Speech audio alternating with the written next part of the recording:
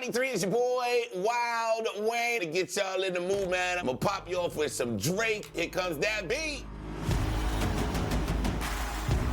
No matter how many rappers have come from this city, Drake is the one to put Toronto on the map. For a long time, Toronto didn't have a sound. No one expected all of this from Toronto. Then Drake and 40 got together. 6, like, huh?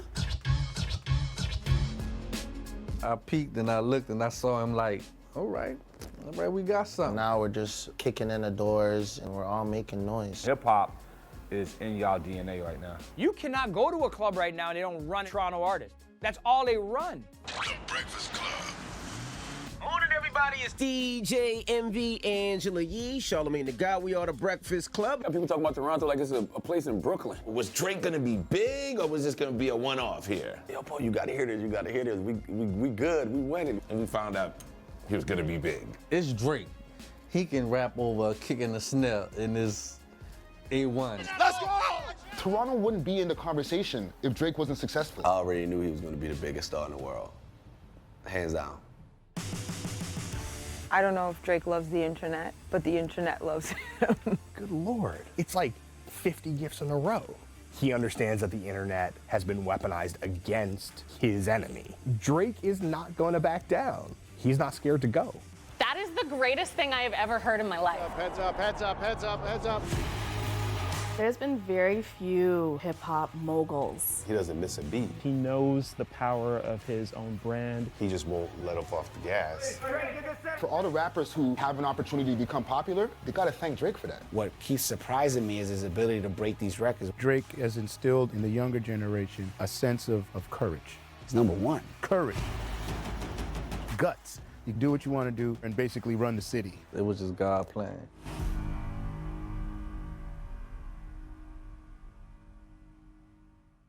Drake was very strategic from the very beginning. And it's only, again, in hindsight that you get to see how those steps, how important each of those little steps were.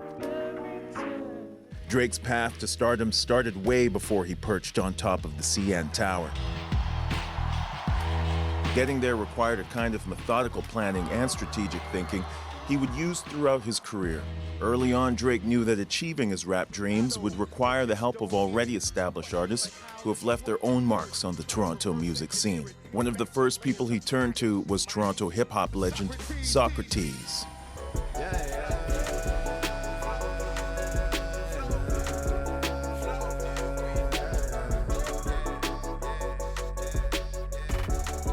Drake was in a session where I was hanging out working with Boy Wonder, and Drake actually didn't even say anything. He just kind of hung in the corner and just watched and enjoyed the session. So I didn't even know who he was or why he was there, but we were always inviting. As we got more acquainted and we started sharing our love for each other's music and style, Drake literally just asked me for a favor. He said, I need a studio where I can record this song idea I have. I said, let me call my guy. Well, this is Noah at the time, before he renamed himself 40, who at that time was working almost solely for me. And I said, stick with 40. And they were sitting couch across from each other. I said, you guys got a lot in common, because they're both child actors. Because 40 was in a couple movies as a child as well. I was like, you guys got probably a lot more in common than you thought. And from there, that relationship that blossomed between them was absolutely brilliant. I want the money in the car. Once they connected, it was only a matter of 2-3 months. And here comes songs like Successful and these staples from the very beginning, where it's like, okay, it's gone. Producer and songwriter Noah 40 Shabib is Drake's musical right-hand man.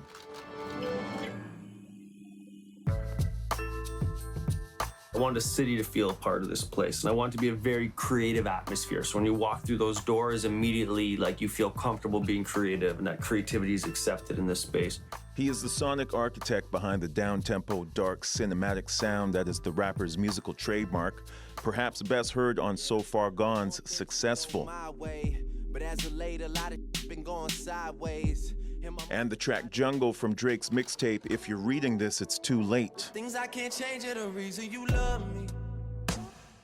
Drake and 40 have worked together since the early days of Drake's career, but 40 cemented his creative relationship with Drake as the recording and mixing engineer for So Far Gone. During these sessions, 40 saw how frustrated Drake was, trying to find the right sound from other producers, so 40 turned to their mutual love of 90s R&B, resulting in one of the biggest releases of 2009 and the start of one of the most important partnerships in hip-hop. Now one of Drake's closest friends, 40 not only continued to produce tracks for Drake, but also served as executive producer on all of Drake's albums.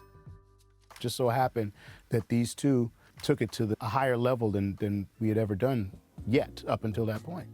I really wanted to be clear about, when speaking about the success of Drake and 40's partnership, 99% of it was on their own. But sometimes that little 1% helps to guide it or get the spark going. So you got a lot of fuel here, and then I got one match. You know what I mean? So call myself that match. Saukrates and Drake would work on many songs in those early years, but the song that is most often cited as connecting Toronto legends, both up and coming and established, was the remix of Divine Brown's Twist My Hair. It was also one of the first times Drake worked with career-long collaborator, producer Boy Wonder. So when it was time to do the Twist My Hair, like the thinking about remixes that I could possibly do for the project, I kind of helped elements come together unknowingly, because here's this kid who's like hungry and wants to make his mark in music, and then here's this producer, Boy Wonder, who's basically on the come up.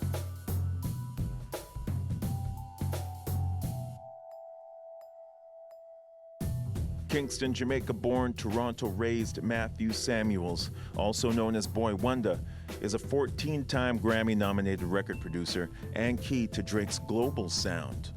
Raised on dancehall, Boy Wonder started making beats at the age of 15 after his mother gifted him a keyboard and a friend introduced him to the beat-making program, Fruity Loops. He's introduced to Drake by mutual friend Dalton Tennant after winning the Battle of the Beatmakers contest 3 times in a row. Boy Wonder worked on 3 tracks for Drake's first official mixtape, Room for Improvement.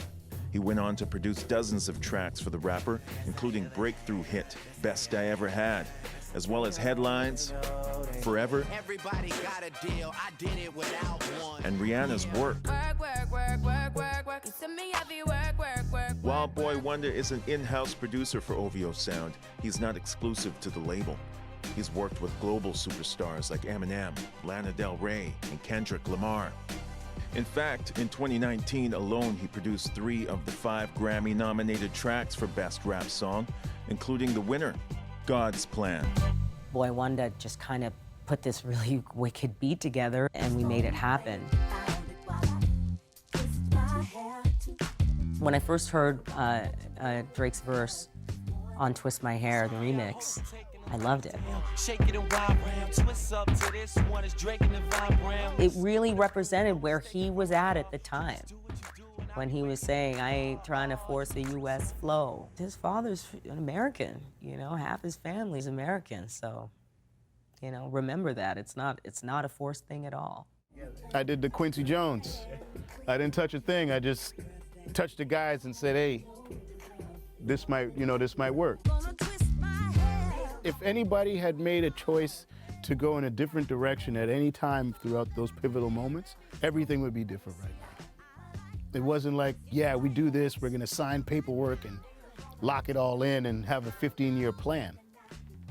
No. It was just an opportunity to do good shit.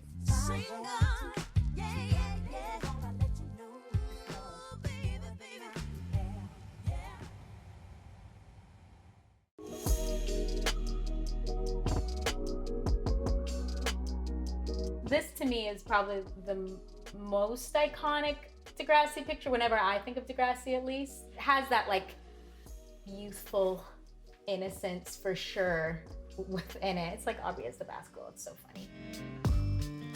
Most people know me from being on Degrassi, which I spent 5-6 seasons playing Hazel. In the early 2000s, Drake was best known for playing Jimmy on Degrassi, The Next Generation.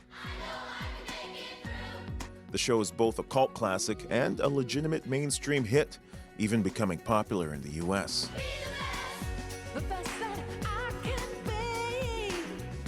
him with afro and glasses and like legitimately trying to figure himself out in that regard. And he was still kind of quiet and shy. The more I got to know him, and then eventually he didn't have glasses, and then eventually he cuts his hair. Like, you know, he was slowly but surely figuring himself out, but the core of him was always there. And so my first day on set, I remember right away he told me that we had a mutual friend. And then he called me on the weekend. That's all I know. Even prior to them making Jimmy and Hazel a thing, I think they did that just because we were close. Because when I first got onto the show, I think he was dating all kinds of characters before he started dating my character. Just so Aubrey. Oh my gosh, do I remember the first time I met Aubrey Graham? Most certainly. He claimed with Jimmy Fallon that the day that he came to do his audition with us, he was stoned. I had this like really like tug of war moment where I actually did something that I probably shouldn't have done that starts with a W and ends with Eid. If that's true, I don't know. What I saw was a very nervous young man. Even though he had no acting experience and he stumbled through his lines, maybe because he was stoned, I don't know. There was a naturalness, an ease to him, and a charm. He would tell wardrobe, this is a brand I like. And they would try to listen, and I think that was probably the positive, is they knew that they didn't know like him. He had a very unique space that it was like he was being not only a representative for Black boys, being a representative for biracial boys, he's just being this representative. Not only did Degrassi give Drake an opportunity to build name recognition, it also provided leverage for his musical goals. The character of Jimmy Brooks' love of music started to evolve as we all became aware that Aubrey was pushing his career in that direction. Win 2 days of studio time and record your own single. It's exactly the kind of exposure we need right now. Then we get the limos, the private jets, the blingity bling. Actually, the writers were more interested in pursuing that. He had mixed feelings because part of, we're talking very early on in his career here, right? He hadn't released anything. So part of him did want to participate, but then he would second guess himself and say, well, maybe it's not right. He eventually did write a song actually for his character. It certainly was a give and take because the writers would not dare to put words into his mouth.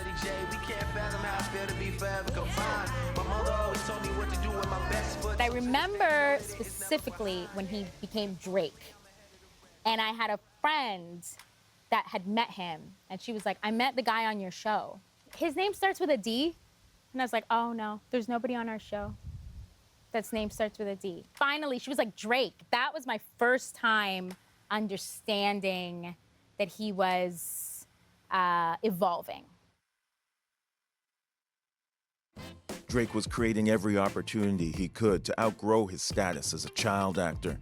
He curated a stable of talented collaborators, an essential element of success in hip-hop.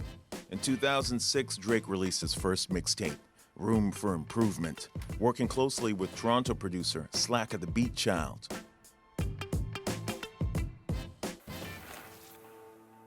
I sent an artist friend of mine a beat. His name's Promise. He messaged me back and said, I didn't record on it, but somebody else did. I want you to check it out. When I played it back, it was Drake. I didn't know who Drake was at the time. You know, it was young Drake, and I was blown away. Like, the moment I hit play, I was blown away. Like, the lyrics just it captured me. It was like nothing I've heard before from a local artist. So I was excited about it, and apparently Drake was excited to work with me because he really loved that piece of music. The song he wrote to it was a song called The Thrill Is Gone. We arranged to do another session, and that's where it basically started. I remember the sessions like so vividly because it was so brand new. You know, like with anything, when anything is brand new, there's that certain excitement behind it. We didn't know how people would receive it. And truthfully, early on, people didn't actually appreciate it how we appreciated it. You know, it took some time for the world to appreciate what Drake had to offer. But, you know, when we're in the studio creating these songs and recording them, like, we knew that they were great, it was great music. After getting a taste with room for improvement, Drake was determined to establish himself as a legitimate rapper. His creative relationship with 40 blossomed as the two began to work on his follow-up mixtape, Comeback Season, out of a community recording facility where 40 is a youth program instructor. I grew up in Remix Project. It's where I started making a lot of my early music, started really socializing with a lot of the kids there, where I pretty much shaped my career. The Remix Project, it's a place where left brain thinking is encouraged. And the staff that are there are young people themselves and have kind of found their own ways in these unconventional routes to success. Okay, so what exactly is happening in Toronto? Why is it that so many incredible artists are coming from your town? Well, it would be the work of the Remix Project. The Remix Project was founded to help underserved communities succeed in the creative arts. It also has played a key role in introducing Drake to those now closest to him.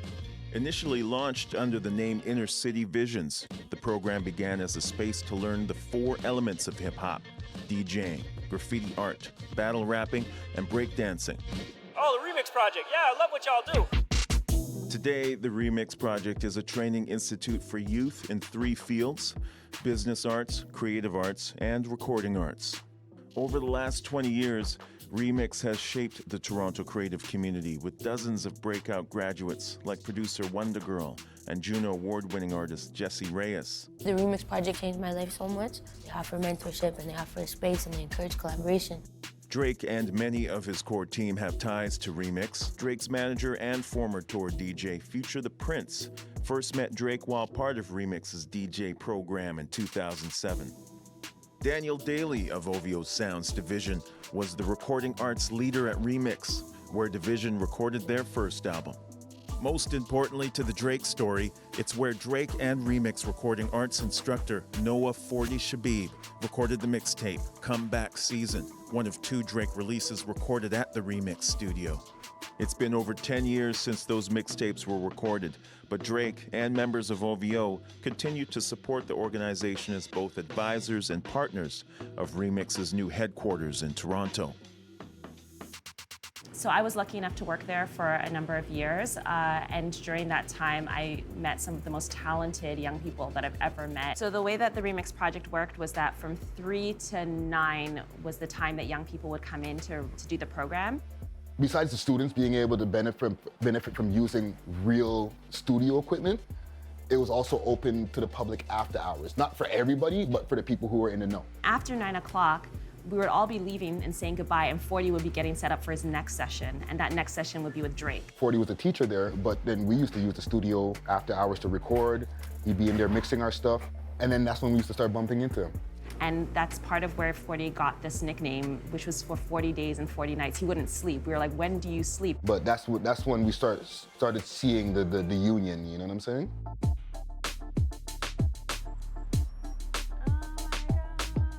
I think he kind of knew and saw where he was supposed to be from the very beginning, and was probably one of the first rappers, I want to say, in the city who put together a team first that helped, you know, push his brand and push his image. His strategy, it always seems that it's surrounded around connection, and not just a connection of who you know and who you can kind of get to, but the people who are going to really amplify what it is he's trying to do. His first, I guess you could say, major single in Toronto was with Trey Songz, who at the time was an established, you know, R&B singer. So by doing that, he basically proved to people that, like, he's not just here for, like, you know, shits and giggles. He's here to, you know, basically solidify himself and show that he's got relationships in the industry and he can collaborate with, you know, artists who are known on an international level. There was that perception of, you know, he's this sort of dweeby-looking kid or dweeby kid on Degrassi, and now he's trying to make it as a rapper. My first impression was probably the same as a lot of other people's first impression. It was like, oh, this guy thinks he's a rapper now? I remember distinctly one day playing his record, Do What You Do. He was doing something that hadn't been done here, and he was doing it in a way that hadn't been done here. And it wasn't on some, please America, accept me. It was on some, I'm dope. I'm working with people who I want to work with, mostly Canadians, but a few Americans. And it's on par, if not better, than the things that people already like. So let me put it into the marketplace and see what happens. Drake also never stopped seeking advice during those formative years. He turned to radio DJ Mastermind, who helped set him off towards his next big challenge. I bet you he hates this story. I get this call, there's this guy, he's on Degrassi, he's an actor, he wants to become a rapper, and he would love to sit with you and pick your brain. My advice has never wavered in any different way. I always say, don't worry about Canada. They don't care about this culture in this country. Especially in 2006, I said, go to the States, be a star, like become a star, and they'll eventually mess with you. And it's almost like that's exactly what he did. Americans did start to pay attention. By making connections with some key players who took a liking to his flow, Drake set himself up to break in a way no Canadian had ever done before. And the thing that jumped out to me about him was, I was like, damn, he rapped this good and he's so clear, he speaks so well, like this shit sounds eloquent.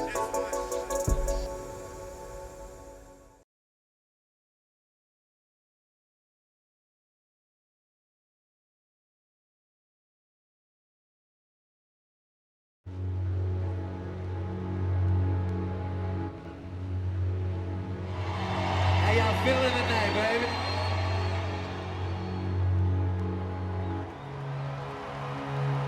I go by the name of Drake.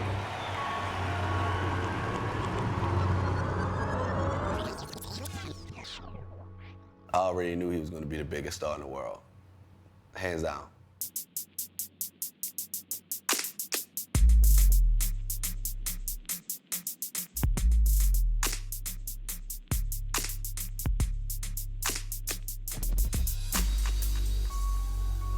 After building a core team of collaborators in Toronto, Drake turned his attention to the United States. He needed key allies to help him achieve his goals. But getting love from American rap fans and labels had proven a tough thing to do for artists outside of their borders. The systems that would allow a Canadian artist or a British artist or a Nigerian artist to really get heard in the States on the same level as anyone else just weren't in place. I mean, radio was not open-eared like that. There is no streaming. You'd have to like order a CD and someone would have to mail it to you. I mean, just think of all the obstacles for a foreign artist trying to get heard. Canada has had a flourishing rap scene since the late 80s, starting with people like Maestro Fresh Wes and Michie Mee, the first Canadian rapper to sign with a major label. In 2008, Cardinal Offishel's Dangerous reached number 5 on the Billboard Hot 100. There was like a ceiling. It was just like you could get so big in terms of like you could be a local superstar, but in terms of crossing over, which is what everyone wants to be like on 106 and Park, be like on the big billboards in Times Square, that just didn't seem likely. So in the mid to late 2000s, hip hop is basically at its peak Southern moment. You have peak Lil Wayne. You have peak Rick Ross. You got peak T.I. You have all these artists who basically are on their 3rd, 4th, 5th mature albums who are at that point the most dominant figures in the entire genre. The timing couldn't have been better for Drake.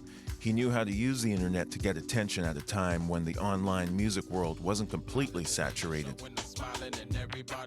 I was a Cardinal official fan. He had a record with Drake a long time ago, and I think it was on DigiWax.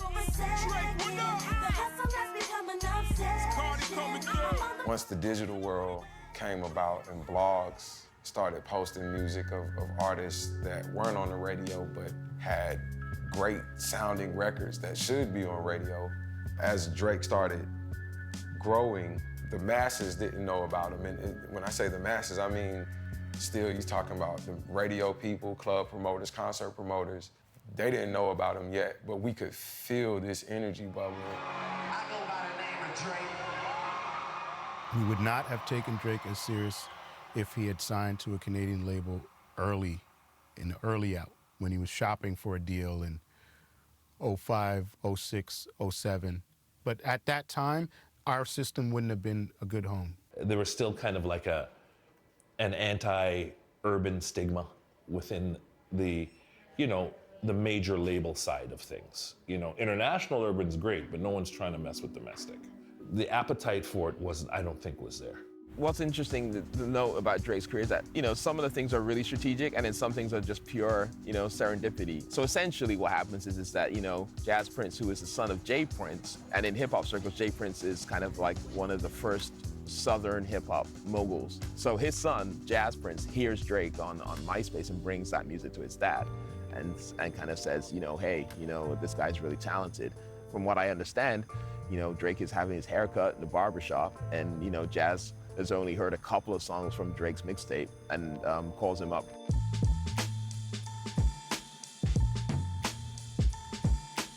Yo, we're doing an interview. Cortez Bryant, co-CEO of the Blueprint Group, CEO of Young Money Entertainment. Yeah, that's me, music executive for the last 15 years. We were in Atlanta, Jazz. We was just like, yo, Poe, you gotta hear this new kid, you know what I'm saying? You gotta hear it. And I just remember being in a hurry, having to get somewhere. That was what, Comeback Season mixtape. He popped it in, and I was just like, yo. But dog, you don't know me, you don't know us. We go by the... We told Wayne about him, and he was on the next flight. When I met him face to face, boy, I was like, man, no tats. I was like, this is a winner right here, shit. The thing that jumped out to me about him was, I was like, damn, he rapped this good and he's so clear. He speaks so well. Like, this shit sounds eloquent.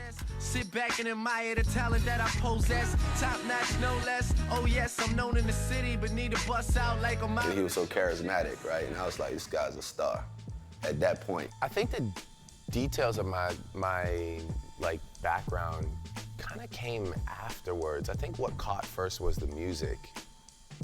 And I think what became almost more appealing was like, this is the guy. His lyrical capabilities just stuck out, in his delivery. We didn't even get to any records where he was really singing. Later on, I listened to Brand New and everything else he had out there, that was singing records, but this was just him strictly as a rap lyricist. I didn't even know he sang until probably when we met him face to face. I think what catches your ear immediately about Drake is, how melodic it is, and he has a voice that is, soothing and nice to the ear, and he had a lot of different cadences, and it was immediately evident that the guy was really talented. Once Drake finally came on the road with us and you're around the studio with Wayne just sitting there, he might be like, oh, come on, jump on this.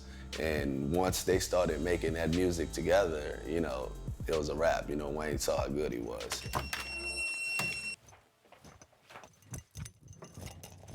Normally, of course, he was working with 40, which is his main engineer, producer, all that kind of stuff.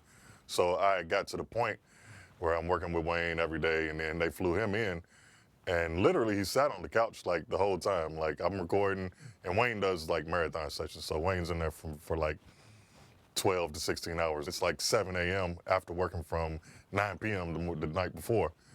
And he's like, hey, I'm about to leave, but record Drake. And I'm like, Drake? I'm like, who's Drake? And I look over, he's like, him right there. And he got up and he gave me a CD. Yes, this is the days of the CD. So Drake goes in the booth, it already had the hook on it. And then he goes in the booth and raps. Wayne unpacked his stuff and was like, nah, you're not about to rap like that. I'm a rapper too. So then the session ends up going on for like a whole nother 2 or 3 hours. This is Lil Wayne at his peak saying like, this is the guy I'm gonna sign. This is who you should be checking for, and you just so happen to have the writing, the hooks, and like the punchlines to back it up. It's just like, oh, okay. You're now in a different tier, you're now in a different league. Wayne at that time kind of still was he wasn't by no means an old veteran. He was still kind of on his own Papa Sen. The two most prominent people he signs are Nicki and Drake. What do Nicki and Drake have in common? They're interested in wordplay. They're interested in rhyme flow and patterns. They're clever. They understand how to take the complexity of hip hop and also render it with some kind of centrist or pop appeal. And Wayne, rather than rejecting that, or rather than saying, oh, that's too much competition, like, that's gonna get in my lane, embraced it.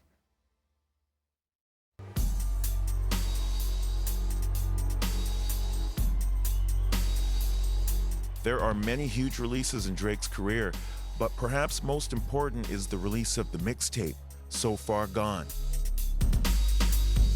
When So Far Gone came, I was like, okay, because you know we were traveling around. We were actually on tour, and they were recording a lot of that in hotel rooms. Him and 40, and you know 40 will let everybody hear stuff, or Drake will let people hear stuff, and we like, this dude about to blow. You know, we put out that mixtape on our own. So I hired a radio indie team. I hired him a publicist. We put all the tools around him together to make sure that we marketed that indie before we went signed a major label deal to drive the price up. Once he had Best I Ever Had, we told him like, this is a single. This is your single. This is the one we're gonna roll because this is gonna be your aesthetic and what you represent. She made me beg for it till she give it up, and I say the same thing every single time. I say At that moment, you know, I knew what it was. My management partners, everybody felt it and knew that it was about to be an anomaly. So to me, the reason So Far Gone ends up in a lot of people's minds as the definitive Drake record is it's really the hardest kind of like left turn. Again, it doesn't sound like anything else that is really happening in hip hop or even in R&B. As people started to first use the term millennial, if you started to listen to what people said millennials are about and how millennials act, that album was a cheat sheet into the millennial mind at the time. On February 13th, 2009, Drake released So Far Gone for free on the OVO website. It was downloaded more than 2,000 times in the first 2 hours. So Far Gone is such an iconic record because I feel like, for one, it was his first one that people like really paid attention to, and then two, people couldn't get it. Like, if you didn't download it back in the day when he dropped it on his blog, you almost didn't get it because when he dropped that, CDs were still in. Drake was refreshing. You know, the first thing he did, you know, he rapped and sang. He changed the whole genre of R&B and becoming a hybrid that could rap well and sing well. What we know as old school classic R&B started to die out. That separated him from the rest of the pack. Just his skill set on being able to do both.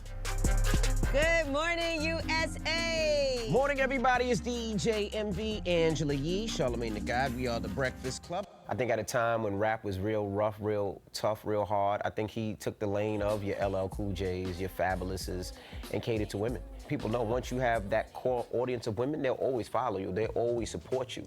Men are sometimes fickle. Women are gonna buy your tickets, they're gonna support you, they're gonna buy your merchandise, they're gonna download your records, and I think that's the lane he took, and it worked for him. And I think as a woman, too, we can appreciate somebody like Drake who seemed like more sensitive than most people and friendly to the kind of things that we like. Like, we could sing along with those songs and be like, oh, he's so nice and so sweet. When So Far Gone came out, every woman I know was like, yo, this Drake guy, this Drake guy, this Drake guy. Probably another reason I didn't want to hear him, because every woman I know was always talking about him, so I'm just, was naturally hating a little bit. This might be controversial speak, but I also believe he benefited from what Kanye had built via 808 and Heartbreaks.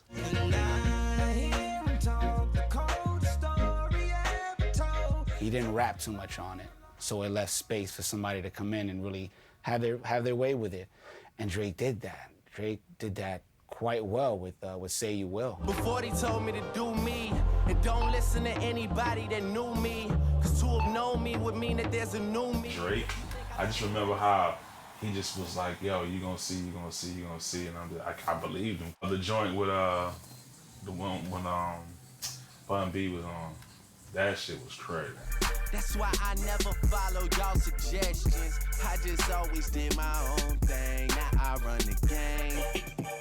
Yeah, see, Uptown probably kind of one of them songs too, like, because he, of course, like, a lot of artists, they don't really record together a lot of times, but I end up recording Lil Wayne's part, because like I said, I'm Lil Wayne's engineer at that point in time, and Wayne killed it. I remember just coming home with my initial, like, Lil Wayne verses that I had on some of the first songs I had ever done, and I was just blowing people away. They didn't understand it. They had never seen anything like it before. Bitches Cartier. Wayne doubled down on his support by appearing on 4 songs on So Far Gone: Successful, Ignorant Shit, Unstoppable, and Uptown. I knew at that moment, I was like, you rapping, you up there bar to bar with the hottest rapper in the game right now, which Wayne was, you know? And I was like, we about to explode after this. Once they recorded that, I remember Jazz, he had it first. And he was like, yo, boy, you gotta hear this, you gotta hear this. We good, we winning, we won with this, you know? And I was like, oh shit. Anything Wayne touched or anybody Wayne did anything with, worked with, those guys are gonna go up too. But that's not the first time a Canadian artist has worked with American artists. It's not a big deal. But Lil Wayne was at the top at that time. And to be like, everybody in the world, this is my guy, and it's Drake, the guy from Degrassi, I was like, oh, okay. Okay, this is it. Things just got real. When we did the show, So Far Gone had just dropped. In the process of booking the show, he was still relatively unknown.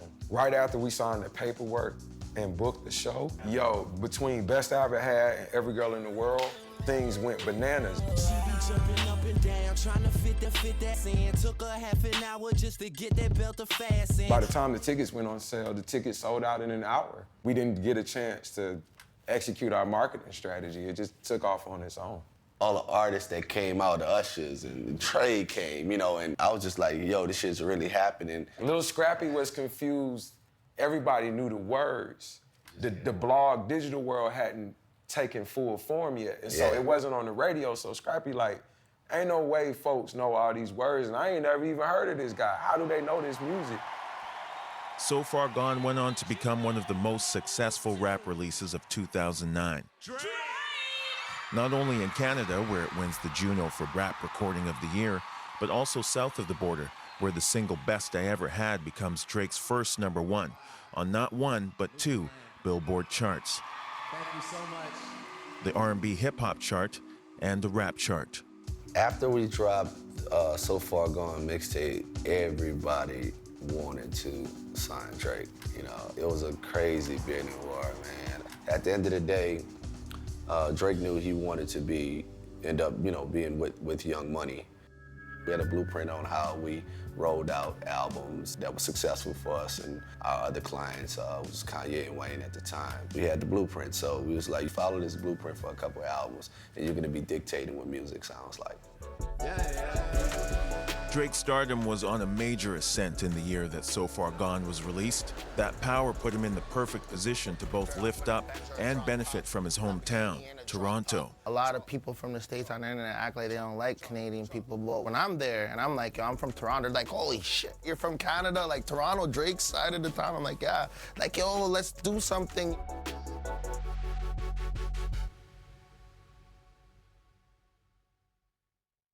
And sorry, Toronto wouldn't be in the conversation if Drake wasn't successful.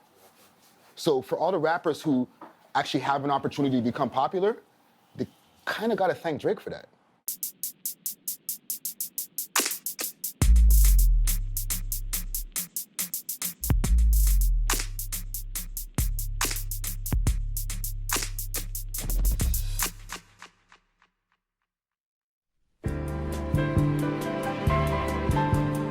Find yourself in People's City, in Toronto. That's People's City.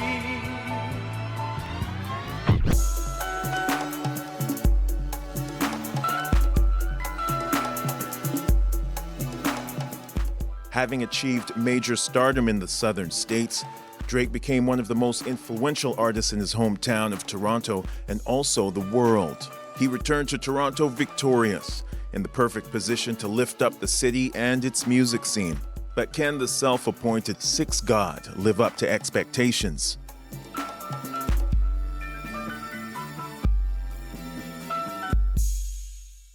Nobody has come from Toronto in the same sort of way. No matter how many rappers have come from this city, no matter how many rappers exist in this city, Drake is the one to really put Toronto on the map, to make it a hip-hop city, when it has always been a hip-hop city. The whole vibe of the city changed, I know, from when I first started coming out here in the 90s. To see that it's producing #1 artists, you know, it's very unique. That's the evolvement of hip-hop here. It evolved to be like, yo, this environment, these streets, these circumstances, is able to express his hip hop on a, top tier level. Hip hop is in y'all DNA right now. You cannot go to a club right now and they don't run an hour of Toronto artists. That's all they run. It's unheard of.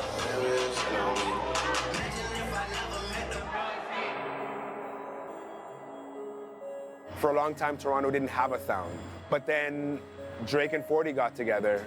I've been trying to describe the sound that Drake created with 40 for years, I think. Like, people called it like the Toronto sound. Like, it's so dynamic, right? It has the like heaviness that you get from hip hop, but it has like this emotional depth.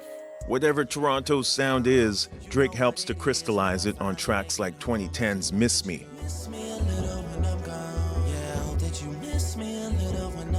It really put a stamp on the sound here. And then The Weeknd came and continued that vibe.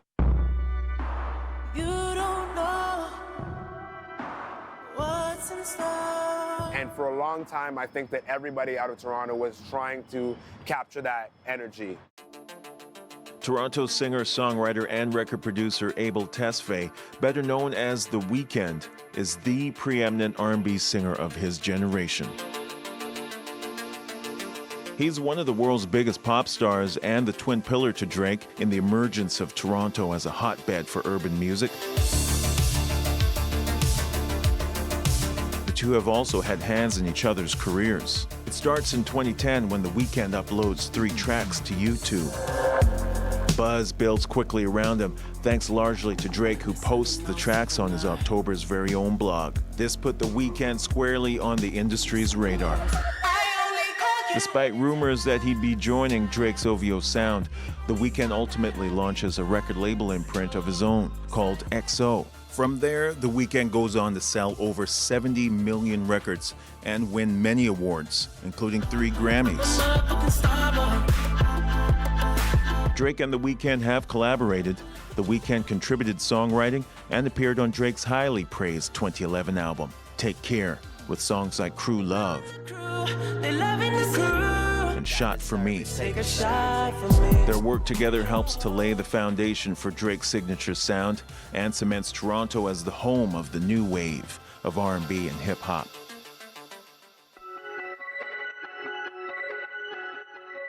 Now you hear the same sound that's coming from Drake's music into The Weeknd's music, and you start hearing this regional sound that's developing in Toronto, and you're getting very involved with it. They created the sounds that we feel in the winter. The city feels dark, it feels gloomy, and at the same time, it's very emotional. It draws on your heartstrings, and coinciding with drugs and alcohol and depression and a lot of these things that, our generation has gone through and still going through. Is hip hop evolving into something bigger than just rap? It was just different enough, you know what I mean? And it didn't sound like anything that was coming out of the US. The melody was introduced, which made it more palatable and more accessible.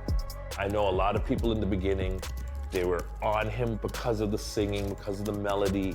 I hate when he sings. Still don't really like when he sings. But I always thought that he was a phenomenal rapper. What I tried to do was blur the lines so that even when I am singing, it just doesn't feel like singing. And even when I'm rapping, the cadences are almost melodic to the point that they stick in your head. Good music is good music, and this guy had the ability and the talent to combine both. Nowhere is Drake more vulnerable than on Marvin's Room, a languid, longing confessional that sees him call up an ex to tell her how lonely he is. Tell me, have you heard that lately? If you listen to music in the 2010s, there's like a Drake mood. It's a little insular, it's a little melancholy, and he's been very good at identifying artists in his wake who are indebted to the idea that he helped pioneer and also like continuing to carry that flag forward. I love cameras.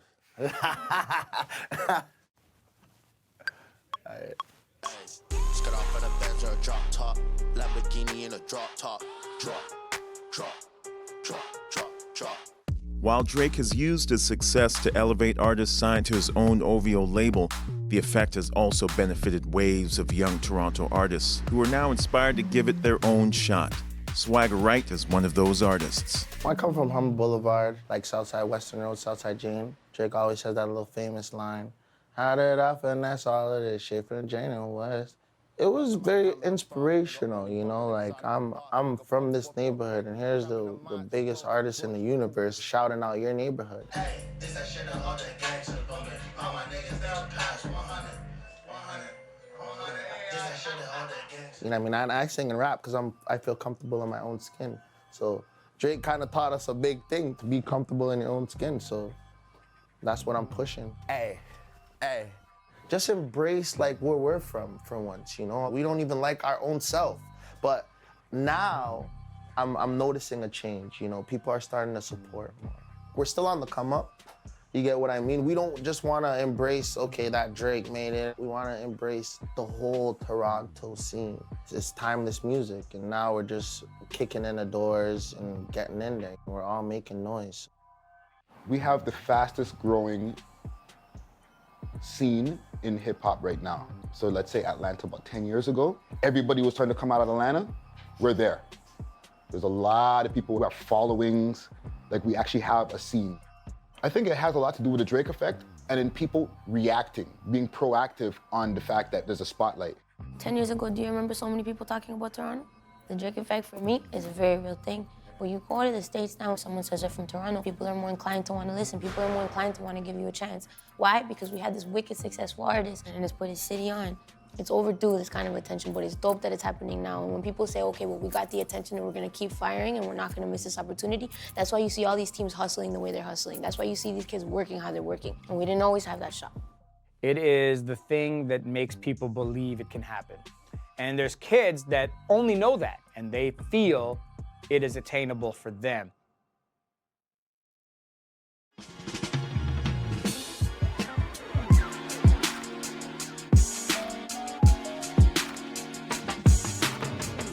People never really rep the city the way that we do now.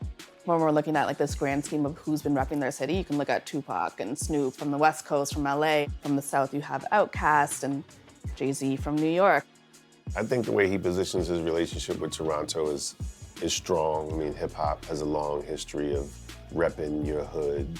That's in the blueprint of all like hip hop success, you know, and people love that, people respect that. And that's part of hip hop culture, right? Hip hop has a very strong sports mentality. It's a very competitive sport. And so representing your team is part of it. Representing your city is part of it. So he's representing his team just like a basketball player would represent the Raptors. You know? He was acting like a Raptor, right? Almost got a whistle on himself. So almost caught a tech. Yeah, he almost caught a tech. Because he's traveling the world and he's representing hip hop, but he's letting them know that, yo, this is actually Toronto born, and this is the product of that city. He's embracing it, he's championing it, he's talking about it, he's actually putting it in people's faces. He kind of helped change the stigma of Toronto. We've said it all these years. I think now it's just with Drake amplifying that message, it resonates more with people. It's hard to think of Drake without thinking of Toronto. The rapper is fiercely proud of his hometown and loves to show the city off in everything he does. Heads up, heads up, heads up. In 2011, Drake opens the video for his quadruple platinum single, Headlines, in the Rogers Centre, home of the Toronto Blue Jays. In his 2013 video for Started From the Bottom, Drake gives Toronto an unofficial underdog anthem and appropriately sets the video in Forest Hill, the Toronto neighborhood he grew up in. Even the area code always looked cool to me. In 2014, Drake mainstreams the Six as the new official nickname for Toronto. In February 2016, Drake and Rihanna shoot a video for her single, Work, at the popular East Toronto restaurant, The Real Jerk. The video turned the Caribbean eatery into a tourist destination for fans of both artists. But no expression of his love for Toronto tops the album artwork for views. The cover features an image of Drake sitting atop an iconic landmark, the CN Tower. A replica of the tower became the centerpiece of his performance at OVO Fest, the star-studded music festival he launched as a thank you to the city. That Six Love continues into the music on Views, which makes more references to his city than any other album, notably on tracks like Weston Road Flows. Been flowing stupid since Vince Carter was on some through the legs arm in a hoop. Drinking Hypnotic with Glenn Lewis, I've been through it. All of that attention has helped put Toronto on the map, but perhaps more importantly, Drake has helped make the city a place citizens are proud to say they are from and that people want to visit. I'd like to just consider myself a messenger at this point. And if you like that album and you're looking for a place to go, then, come check out the city. There's great things here. I think it's strategic how he really reps where he's from. When you really represent an area where you're from and blow it up and make it hot, first of all, your hometown loves you, and then makes other people want to go there, be there, and it kind of paints a picture of who you are as a person. Got people talking about Toronto like it's a place in Brooklyn. You know what I mean? The Six, like, huh? No one expected all of this from Toronto. Drake just was articulating everything that we were feeling. I'm on my worst behavior. Don't you ever get it fucked up. A DJ would put on Worst Behavior at a party and the room would just explode. I really think of it as like a Toronto anthem. We can say "Motherfuckers Never Loved Us" was true. Man, motherfuckers never loved us. Drake being in this position has allowed this massive influx of money to also come in. Toronto really does get to benefit by being placed on a larger pop cultural map than before. We've done some calculations that show that 7% of all the tourism revenue that's generated in Toronto is attributable to Drake. He brings over $600 million in tourism revenue to Toronto, so 616 if you want to be precise. But it's also been good for him. It's been good for business and good for his brand. I think he really wants to establish himself as this godfather figure of Toronto, where he can have a hand in everything and be a part of everything. What Drake gets out of being affiliated with Toronto is he can take ownership of any big wins. I mean, you see the way he inserts himself in the Toronto Raptors win, he really didn't have much to do with that, but that is now his win. He can use those moments to just keep levying his brand.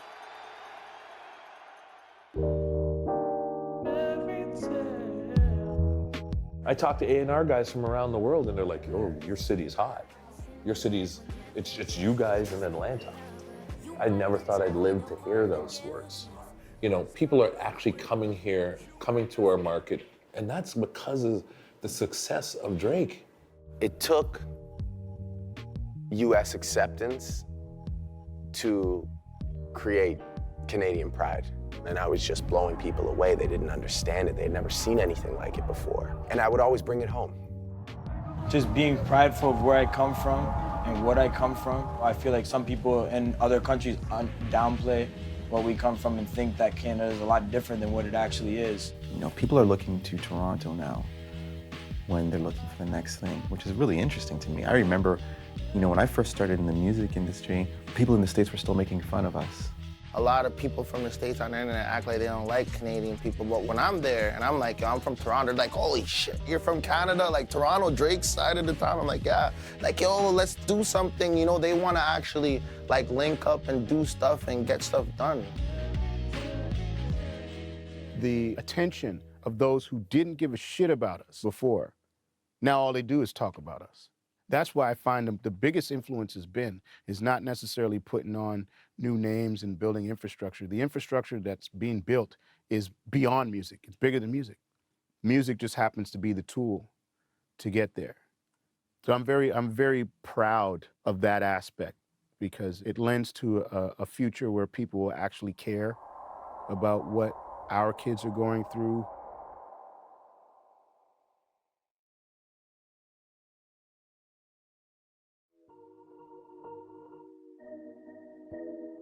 Drake no doubt helped put Toronto on the map culturally, but as his stature as an unofficial statesman in the city grows, so do the expectations on him.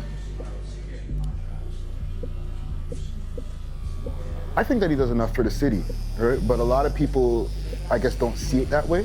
I'm not going to be the OVO lawyer or anything that says, I know everything that's going on behind the scenes, but I know there's a lot of things that they do that they just don't really make a big public deal about. He technically doesn't owe anybody shit. right? Everybody who's an artist, once they make it and they help the situation of their people around them, their family, their loved ones, they technically don't owe anybody else anything.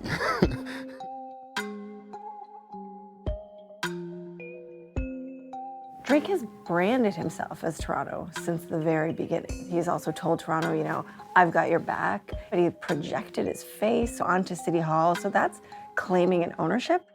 In 2016, Drake met Toronto Mayor John Tory the night before he's given the key to the city, leaving no doubt who the city belongs to.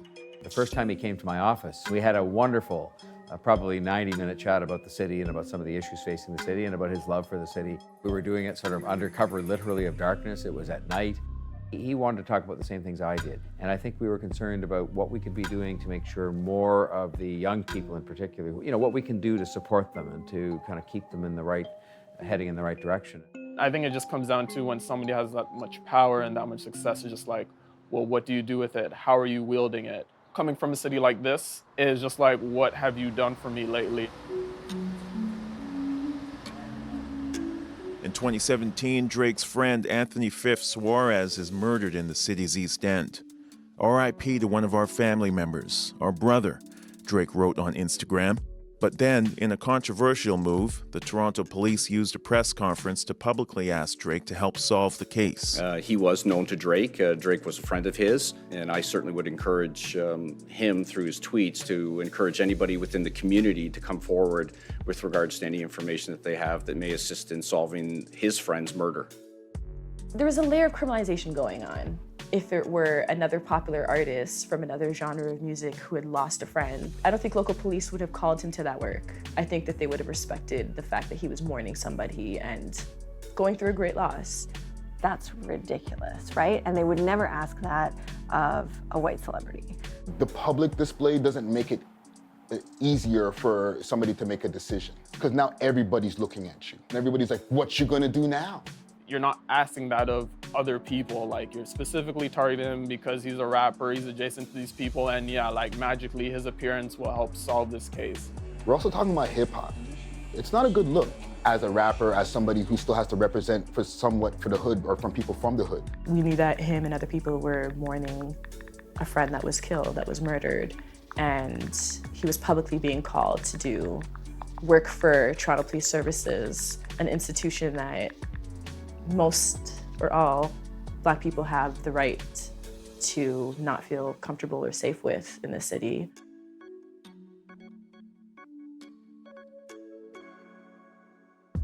Drake's role as an ambassador sometimes conflicts with his interests as an entertainer, but there have been some issues he's weighed in on. Remember Me, Toronto is a short documentary produced in 2019 by artist Mustafa the Poet.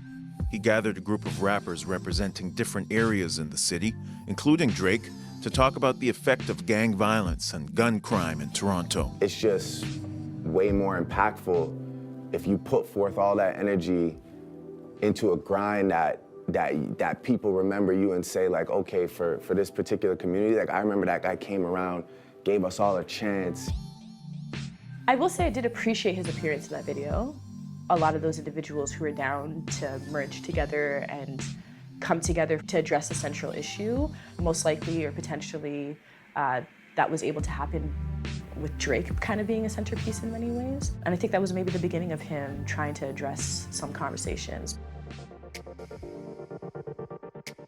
When it comes to his legacy, obviously he's going to be one of the greatest musicians to come out of here in a long time and maybe for forever. But I think his legacy can be even greater.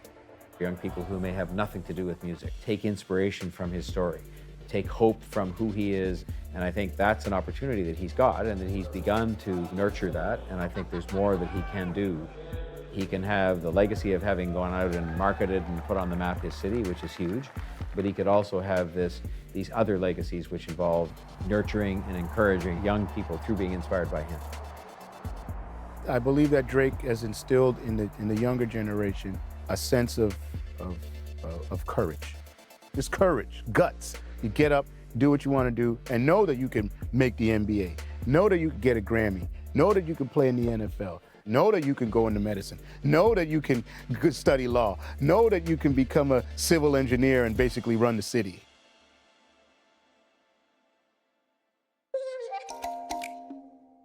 While Drake's repping of Toronto helped him carve out a unique identity and foster a dedicated local fan base, his music features world influences. Drake being a worldly guy, he was able to get it. For me to reach bigger, like, I'm gonna have to kind of adopt the wave of some of these different areas.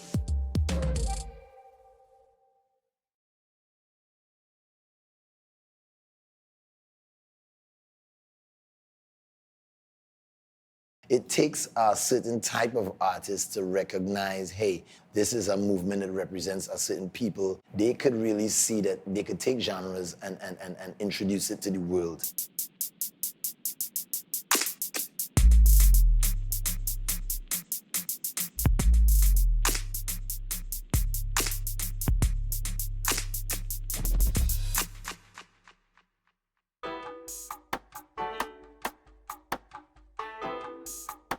Drake helped to create a sound that is unique to a modern Toronto. But in an attempt to mix things up and broaden his global appeal, he starts to incorporate sounds of the international music scenes. But first, he taps into Toronto's rich cultural history and ties to the Caribbean. I just always was not only proud, but just fascinated with this city, island influence that we have here, you know, with the way people talk, with the way people carry themselves. My Toronto that I grew up in was always what I wanted to put on the forefront if I ever got the chance. Handle Your Business, one of my favorites. Since Drake has taken off and become more of a global superstar, he's had to flirt with and experiment with, you know, Caribbean sounds. What's interesting though is that Drake doesn't have any Caribbean background, but OVO sound is all coming from more than 50 years of Jamaican sound system culture. His relationship to the music means he has to grow and familiarize himself with the landscape of sound in Toronto.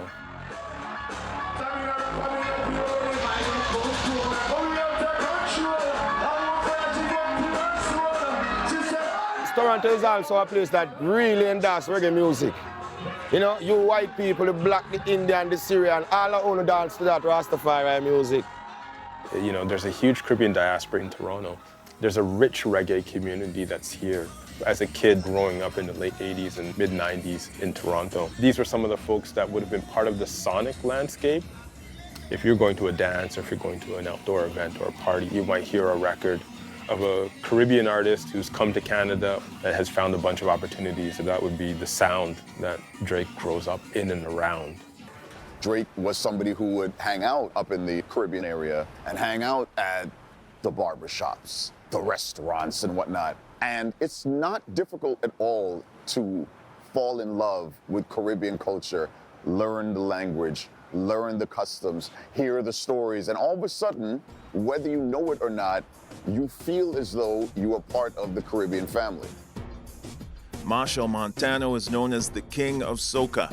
The Trinidadian-born musician has been a pioneer of the genre for over 3 decades. That beat that is so popular now, that beat that is in, you know, Bieber's I'm Sorry. That beat that is in Drake's One Dance. I need a one dance, got a Hennessy in my hand. It's just a feeling. Once it comes on, you feel like you're in an island. You feel like you're by the coconut trees. You think like you're on the beach. It's that beat that make you feel like whining, you know, it make you feel like moving your waist. It's really more than a sound, it's a feeling. You don't want to understand what went on with me with One Dance. Whoa, here's Drake embracing soca, embracing the beat, Caribbean record. But for me, I knew where the sample came from. You know, I was very much a fan of Crazy Cousins, who produced this track. Baby, I like your style, so let's get it on. You know, so hearing that was kind of like, whoa, this is correct. This is what needs to happen to bring the Caribbean culture out. And a lot of people from the Caribbean, sometimes the initial reaction is, oh, they're stealing our sound, oh, they're stealing our beat. You know, people call it cultural appropriation, all these different things. But for me, I think, you know, there's nothing that belongs to you or belongs to me that doesn't belong to us. Say, these are some serious times. All I can see around us is just violence and crime. These are some serious times. Drake is no stranger to Egyptian. He's singing my first song. It's not like it's to be the popular song on an international level. Yeah, it's a good look, you know? And also show me that Drake is also grounded. Them think Drake is a Rastafari mega star. Drake are for the people. From definitely. Despite Drake's success, his use of other genres of music has not always been well received. I think people have rightful concerns about Drake's use of dancehall and like broader West Indian motifs in his music. You have to zoom out a little bit and just think about like infrastructure, racism, the history of migration. I think for a lot of people, the concerns are, how does this help Jamaican people? How does this develop the Jamaican music industry, which is vibrant and probably one of the most innovative and ingenious music industries in the world, but still feels, I would say, maybe economically like bound to the island and to the West Indies. It doesn't get the credit it deserves in terms of innovation.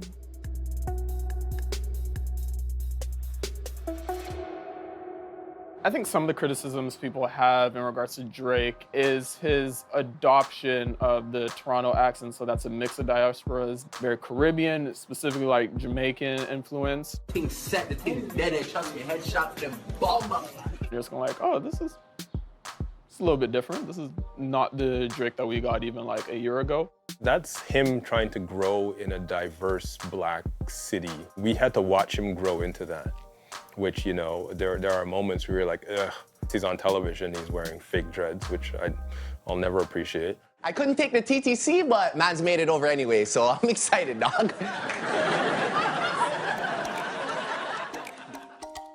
He's trying to grow with the sound of his home city, and he has to become a part of it.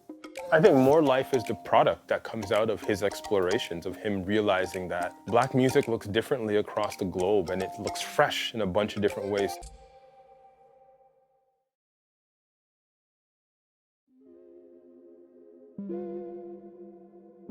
You can't stay relevant in hip-hop without being a vulture. Drake's Caribbean sound brings him more success, but it also brings more criticism. With his next album, the debate around cultural appropriation goes global. Drake's experimentation with diverse sounds comes together on his 2017 album, More Life.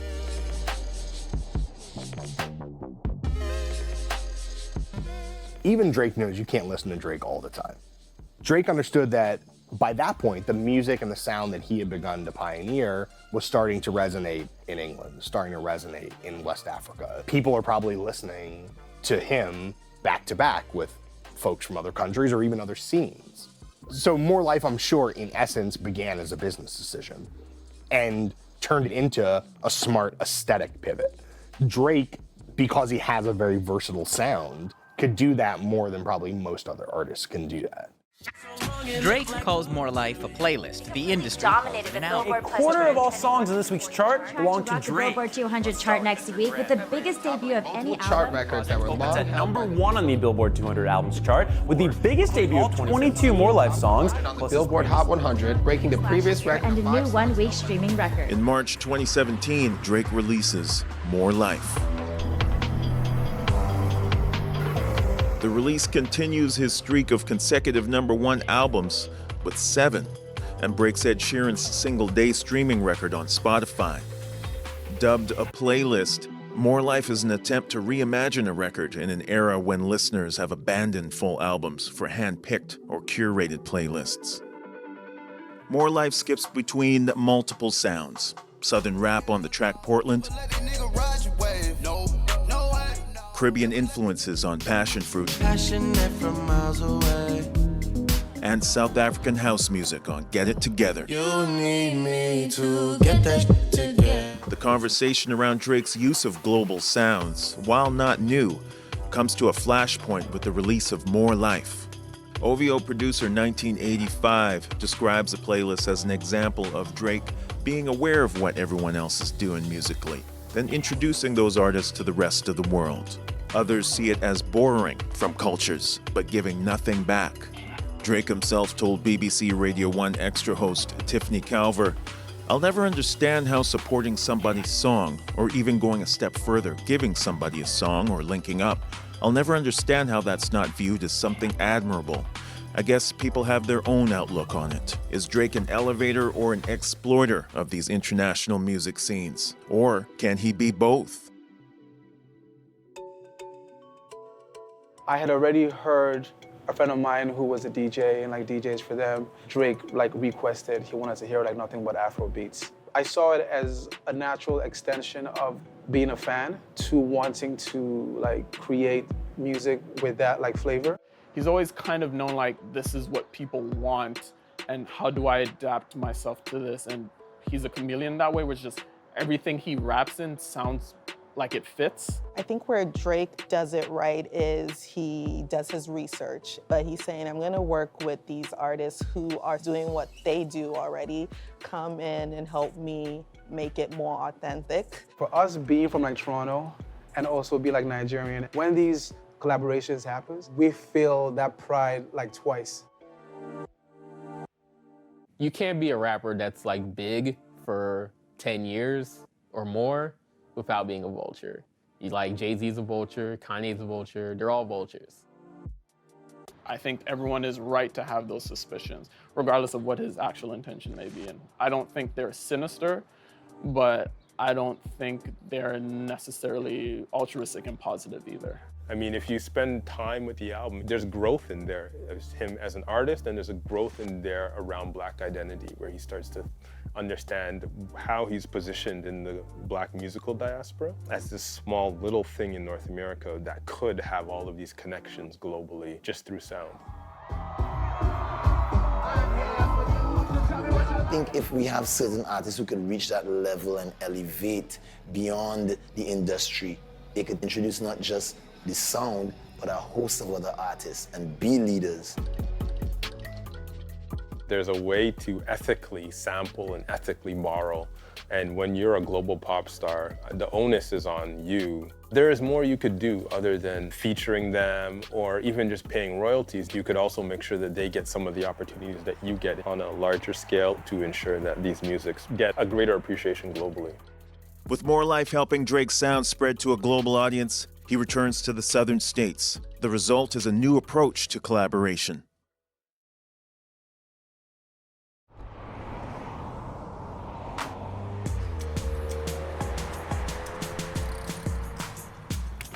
Q93 is your boy, Wild Wayne. A big day in store.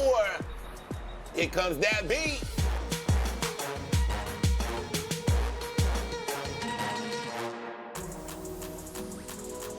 New Orleans may be well known for Mardi Gras and jazz, but it's a city that punches above its weight when it comes to music and culture. As the birthplace of Lil Wayne, it also means a lot to Drake, who since early in his career has been tapping into a sound distinct to the city, bounce. So from this area, this is where like bounce first kind of started, like with DJ Jimmy and DJ Irv. Like bounce is really from a hip hop template, you know? We just did it our way, and like bounce was kind of a little more raunchy, let's say, and a little more gutter and a little more hood than the New York, and it wasn't so much focused on lyricism as it was a mood or a feel or getting a party started. Originating in the projects of New Orleans in the late 80s and 90s, bounce music proliferated under labels like Birdman's Cash Money.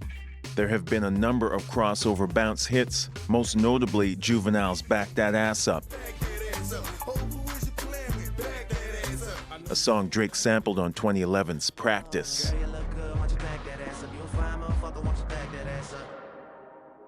Well, you know, when Drake was initially signed by Lil Wayne and Young Money, it really wasn't a big deal, because Drake wasn't that good yet.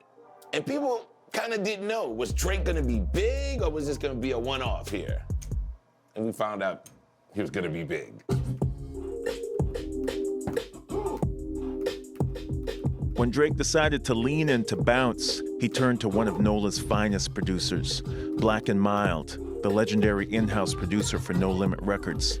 Drake had played with bounce before, but he'd never worked with a producer who came up shaping the sound. In 2018, he was tapped to bring in his distinct NOLA style to Nice for What and In My Feelings, back-to-back #1 hits. Little something. He just wanted me to implement, what he like about New Orleans, because, he done been down here before. He know about what's going on. Like how I do down here in New Orleans when I chop up all the bounce, all his vocals or whatever, just to make the song hype.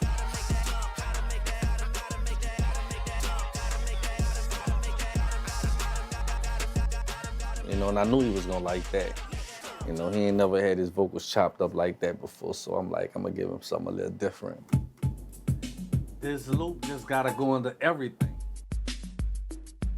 More than any other ingredient, drag rap, known commonly as Trigger Man by 80s New York rap group The Showboys, forms the basis of bounce music. You can hear the sample in practically every bounce song, such as Lil Wayne's aptly titled Trigger Man, T.I.'s Ball, and more recently, with Drake. It's Drake. He can rap over kicking the snare in his A1. Really, in my mind, I'm like, what does he need me for? You know what I'm saying? He heard something. And, we just really took it to that level. We played the record for him, and I didn't want to look at him. I was like, man, I don't know what I peeked and I looked and I saw him like, all right, we got something. And that was history, man.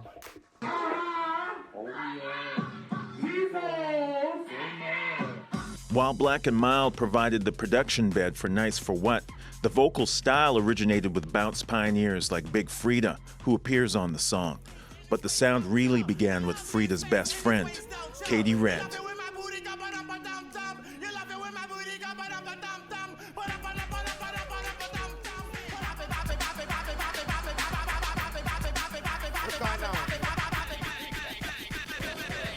Bounce music used to be like hip-hop lyrics with just a different beat. And when I started doing it, I separated two different bounce. So now they have a lyrical bounce and they have shake bounce. Shake bounce is the shake, like no lyrics at all. Just like take a phrase and just chop it up, put a beat to it, and you got a song. This is a certain kind of music. This is what we do off our music. We booty shake, we twerk, we do this, we do that, Now, since Frida have a reality show, bounce is going mainstream. All right. Let's hope that Check don't do what you don't do our music. Check on bounce, biggity, biggity, bounce, biggity, biggity, bounce. The release of Nice for What, it was beneficial because it made other national artists use and dig in the crates to find out about bounce samples. So our artists were able to be successful if they were able to get publishing straight on the records that came behind it.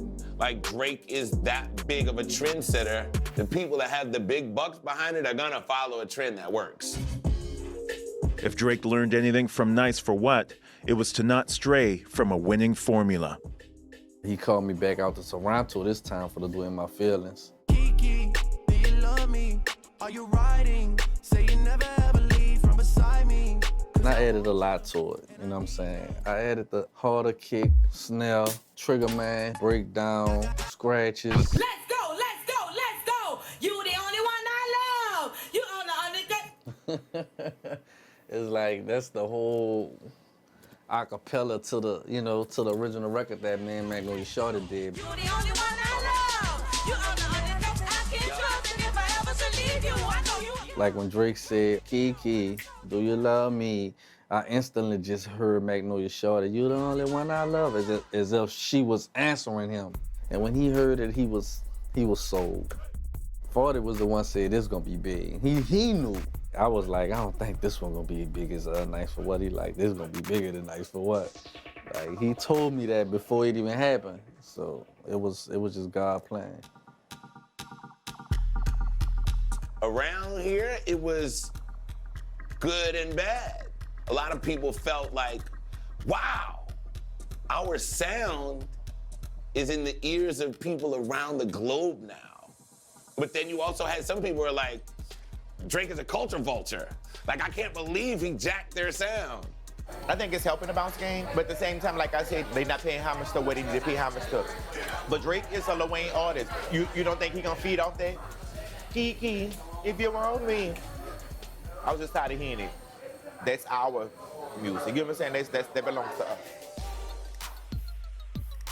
Drake being a worldly guy, he was able to get it.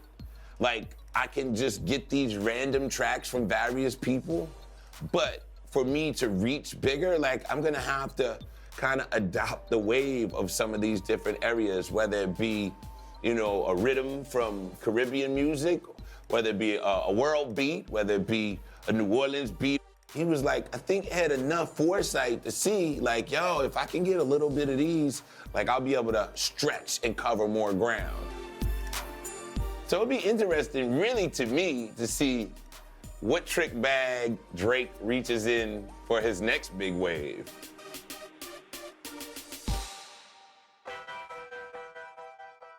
Drake's strategic ability to curate also becomes clear when you look at the talented group of artists he has brought on to tell his visual story. Started from the bottom and, yeah, you know what I'm saying? Shoppers Drug Mart. We should have done something at Tim Hortons to really round out the full Canadian experience.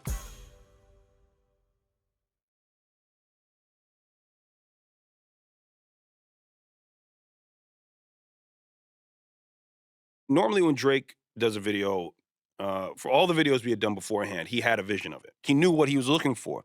So it was really executing a vision and building it and just the way we would collaborate.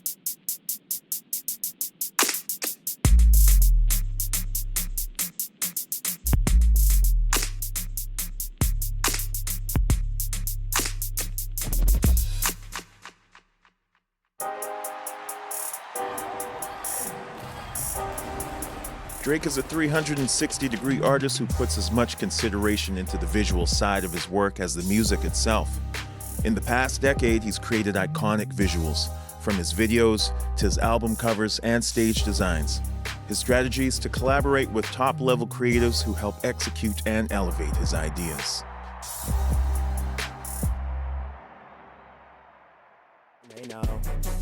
Drake understands the power of an attention-grabbing music video. Whether he's being serious, having fun, or making viral moments, his videos are built on simple imagery designed to be shared. I think there are a lot of people in hip-hop who like have a character and they stick to it. And I think Drake is not like that. Generally speaking, he can play a bunch of characters. And I think in the social media ecosystem and on the internet, that makes him a lot more fun to engage with. When you're an artist like that, that's one of the ways that you get to have the most fun expressing yourself, and you get to reinvent yourself every time you do a music video. Drake is a really interesting, brilliant artist when it comes to his music videos. You know, for instance, you know he has a great sense of humor. 2016, if you remember the year, it was a good time. He's not like trying to be some hard rock guy, you know, the dancing and, you know, all that he's having a great time. You know, I think that people want to see their stars having a great time. And I say, hell yeah, hell yeah, hell yeah. I mean, come on, like, I don't think there's ever been another bar mitzvah in a rap video, or maybe even in a video ever before. Yeah. The Energy video where he had his face changed into Rob Ford and Justin Bieber. Tell me they ain't really friends. Ex-girl, she the I think first of all, is like there is a desire to push boundaries. He's aware of everything that is new and everything that is gonna be new. He's creating the trends. Well, run up when you see me, then we gon' see. Drake's closest music video collaborator by far has been Toronto's own Director X. I think if you look at music videos throughout almost their whole history in Canada, Director X is there. He really put the visual stamp on a lot of those early hip-hop artists coming out of Canada, whether it's Cardi or Chuck Clare. Those early rappers in Toronto. And of course, once he began working with Drake, you began to see that blow up even bigger. If the image of Drake awkwardly dancing in a turtleneck in front of neon lights is forever burned in your memory, you can thank Director X.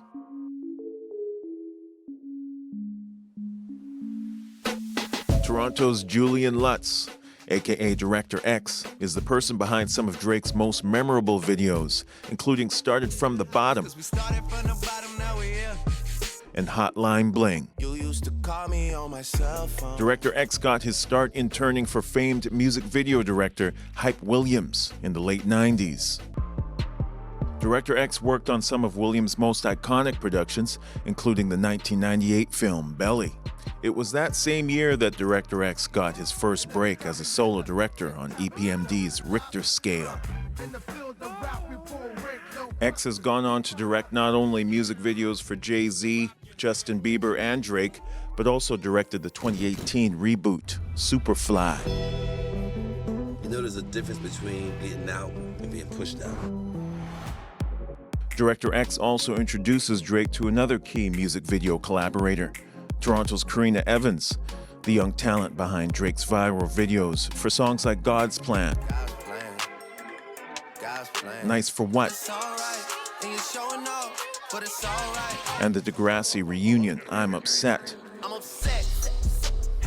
Finding global success with both Evans and Director X reveals that creating memorable visual content is more than an accident. It's core to Drake's strategy. Director X is very important because he has his own name and his own brand already. So there's an element of two powerhouse, creative minds coming together. You think about your life and your lens of the world as an icon. You really need to create something and build with other people who see the world in the same way. A big important feature of his work is the homegrown element of it. X is not afraid to put Canadian things in his video, Canadian locations, landmarks, and this has been happening way before even the Drake videos. They stay very close to home in that sense. They're very proud of where they come from. It won't happen, I paid my dues. Brother, see me sacrifice another song in the key of life. I mean, it's great. Look, we all got a bit of hometown pride. I mean, so it feels good to see your city on the map. Unthinkable when I was a kid. And then we did Started From the Bottom, and the first shot was the logo of the Parks and Recs. You know what I'm saying? Shoppers Drug Mart. The only way that video could have been, we should have done something at Tim Hortons to really round out the full Canadian experience.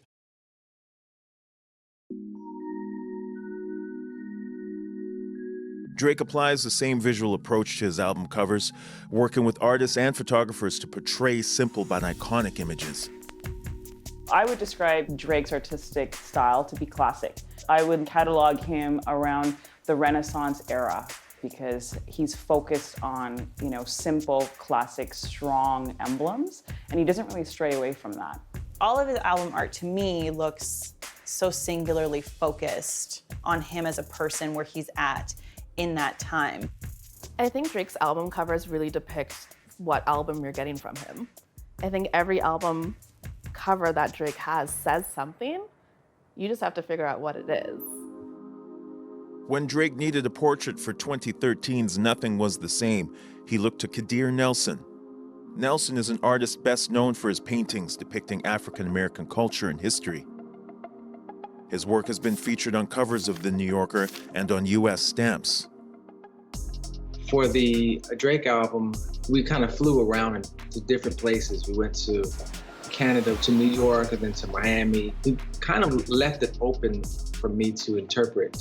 I just know that he wanted to create album cover artwork that would be iconic and classic. I think what we both liked about it was that here's this little baby looking at a version of himself in the future, kind of aspiring to be that guy. And then the adult version looking at his infant self and thinking, I used to be that little kid, and I want to cherish, those moments as a little kid. Aspire to something great, but don't get lost in the journey getting there. I would hope in some way that is the message that's communicated.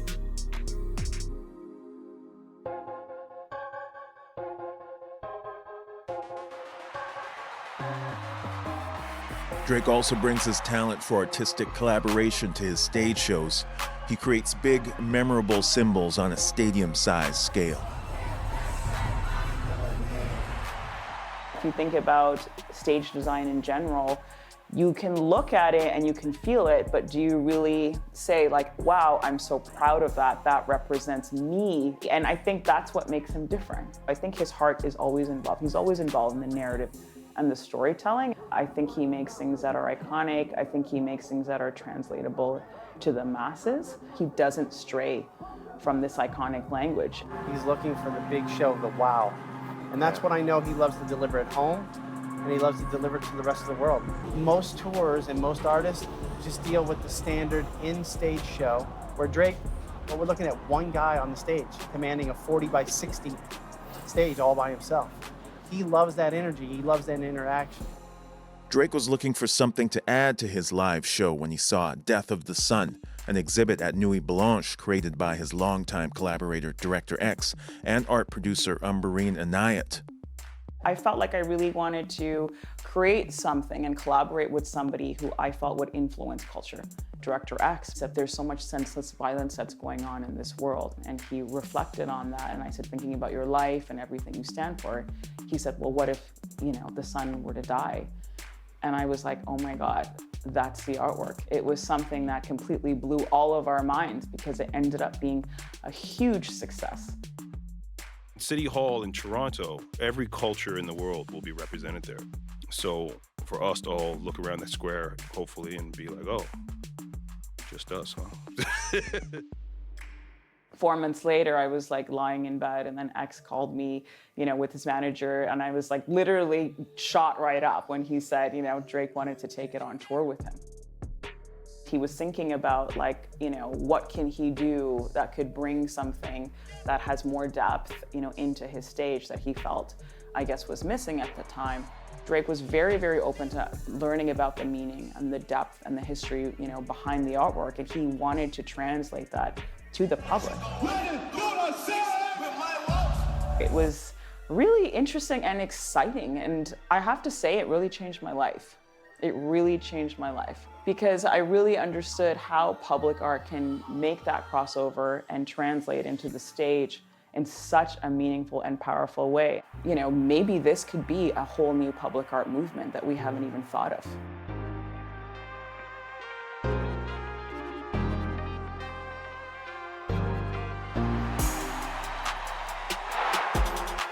Realizing the impact large-scale art had on his audience, Drake incorporated it into the strategy for his live show. He teamed up with GPSK Designs for some of his most iconic set pieces. Even though we're on the cusp of a really cool idea, he pushes us to move that cool idea into an amazing idea. Drake's most famous work with GPSK Designs, by far, was the recreation of the CN Tower at the OVO Fest in 2017. But we actually started with the original blueprints to scale into perspective, and then started working on all of our material and all that in a time frame, which was insanely tight. 3 weeks, we literally were turned down by 28 fabrication companies. We called everybody in North America because of the time frame, he just wouldn't give up on the idea. Even though I'd already told him that 28 companies had turned us down, I remember the call, him telling me, I know you're gonna figure this out. It's extremely important in this industry to keep progressing and evolving, or else it's just the same show that we see every other week of the year. And that's what's ultimately happened, whether it's been with the kinetic system, whether it's been with the jungle, all the different things, all the different elements that nobody else is really creating. From the day that we took him on as a client, we've always known that his interaction and why he's great at what he does is the relationship he has with his audience, the relationship that he has with his fans. He's constantly giving it back, and we believe that that's why he's extremely successful.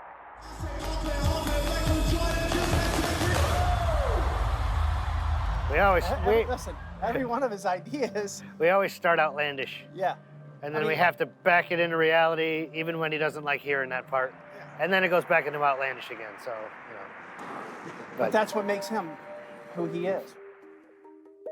Drake's strategy for his visual world has rooted in making eye-catching images that are meant to be shared and riffed off of. His visual work completely dominates the online world. I don't know if Drake loves the internet, but the internet loves him.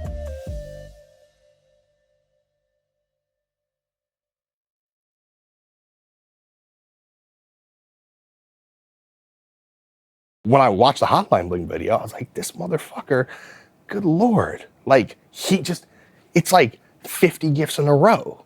He never verbalized it. He never was like, I made this video for the real heads on the internet, for all my Giphy heads. Like, he didn't say that. But the kids don't need you to tell them. They know.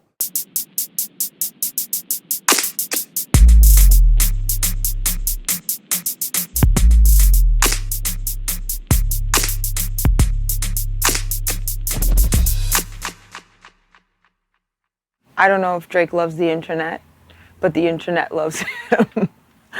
Drake uses the internet better than any rapper. His music videos, album covers, and social media presence show an unrivaled internet savvy. He is very aware of how he is perceived on the internet and how to create moments that will explode online.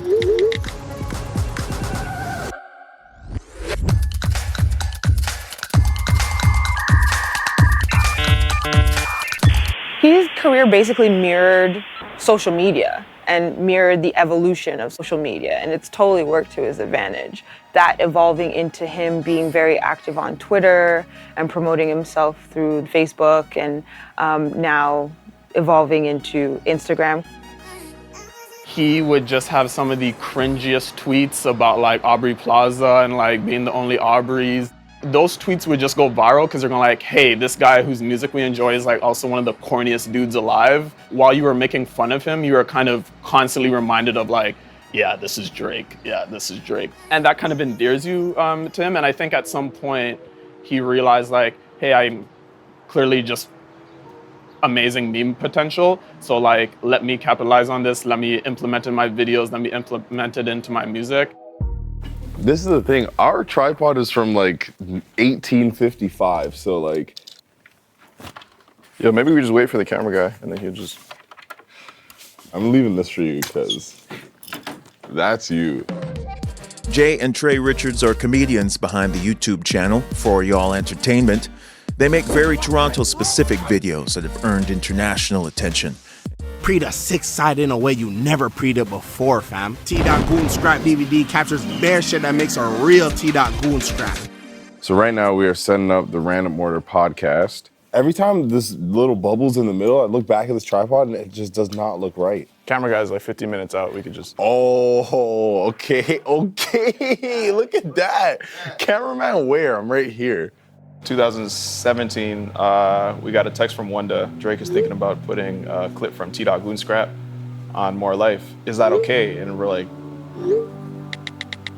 of course. Yeah, that's fine. Yeah, that's totally fine for Drake to use. Yeah, sure. Essentially, T.Goon Scrap is in the exaggerated Toronto. A bunch of Toronto goons who have super short tempers. T.Goon Scrap DVD. Man, them get dealt with at STC. This video, T.Goon Scrap, was like our first video that kind of went like viral and did like really, really well in the city. And we're proud of it. We're super proud of it, yeah. We're already at our high. We're in Hawaii, we're celebrating my birthday. Yeah. So we got home and the first time we heard it was when everyone else heard it. So immediately Twitter started going crazy, like, yo, did you guys hear that? Like, yup, we're listening. You're not just trying to pass a man the sheet as one time. You put food on the table for me, fam, soft. I see you, you pay my bills, right? Like, you're a waste, like. But why just sample a viral video when you can star in it, which is what Drake did in Goon Scrap DVD 2. So at that point we had Drake's number already and then we're at home, right? And we're like, yo. You know what'd be crazy? You know what'd be crazy? So call me nuts. But maybe, we text Drake and ask him if he's interested in being a part of T.Goon Scrap 2. He's obviously into T.Goon Scrap 1. I'm sure that he'll be for the cause. We sent the text, it was a risky text. We tossed the phone, we went about our day. It was a long day. That was a long day. Just waiting for that text to come back, and then we got a text back. He's like, yeah, for sure, I'm down. Now, how about we wait till I come home so we can shoot it properly in person? And we're like, yeah. Sure. I forgot he was an actor. Yeah, like, I really forgot. Really like, this is what you do. We had a general premise, and we shot 3 times. 3 of them were a little bit different, but they're all super funny. Rate the film a 10? That's what you're telling Tycho, bro? I'm like, yo, That's bro. what you're What are you telling talking J. Cole, about? bro. It's a tree, though, Bro, it's not a tree, It's bro. a You tree. know it's a 10. Yo, bro, no. Drake. Yo, Drake, bro. You know it's a 10, bro. Yo, my God. You know, hold on, bro. Yo, it's a tree. Yo, bro, it's a tree. No forest. Now It's you a crazy, tree, bro. bro. It's a tree, man. You know what it is, bro. What's wrong with these guys, man?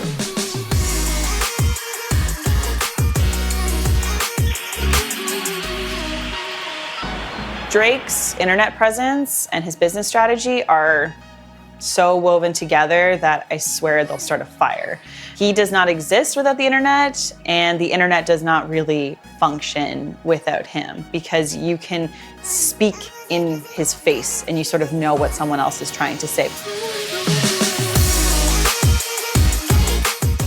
I think Drake creates moments. I think of like the lint roller moment at the basketball game. Like, obviously, like on one hand, that's like a weird flex, but on the other hand, it's like people are gonna laugh about that. Lint rollers!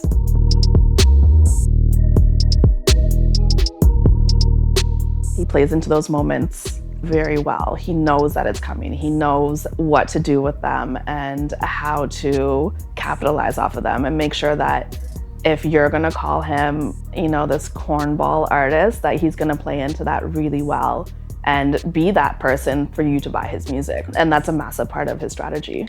Honestly, can't think of anyone, even forget before Drake, but even since Drake, who has had that kind of like fluid and understanding of what his public perception was. So knowing that even if you hate Drake, you're kind of like, Drake knows and he's okay with it. Who else is that true of? Backstage, right before I came out, my friend showed me this meme he found online, and it really shook me. It was a picture of me dancing in my Hotline Bling video, and some joker had put a caption on it that said, "When you farted and got away with it." And when you think about from a strategic perspective, he's able to weather any of these storms that have happened because he's not beholden to some super fixed idea of like, I'm only one way, and you can only see me this one way. If you're gonna be this like big star, it's nice to remember that you're also just a person with a sense of humor. You've got to have a sense of humor about these things, because at a certain point you have to look at your life and say, wow, like look what's happened.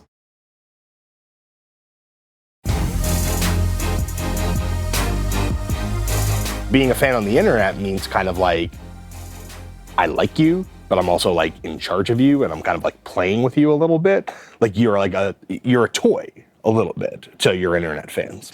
There's a few viral moments in Drake's career that completely transcended his fan base. One of the first was the Hotline Bling music video. I think Hotline Bling was a genius move. Yeah. To see him like not take himself so seriously, he's like being super goofy and dancing. He knows he's not a dancer, but he's full out dancing for the whole video. It's very iconic and it's so easy to meme. The choreography, the set design, the like lighting, everything was just awesome.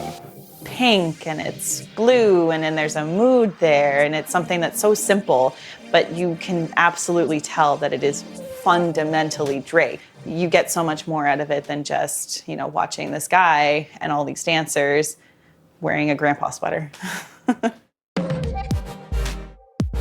And I remember that weekend very vividly. Basically, all of Twitter was gifts from that video.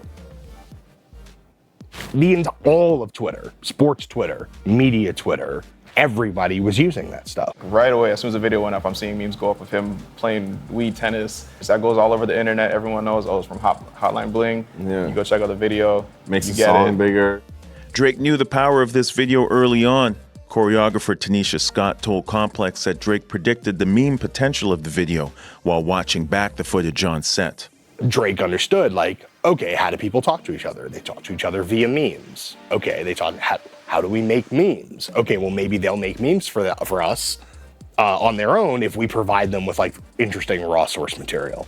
It's so funny because that video came out a long time ago, and it was just referenced in a show, the Black Lady Sketch Show. Oh, hell no. I did not watch Hotline Bling 42 times to be disrespected like this.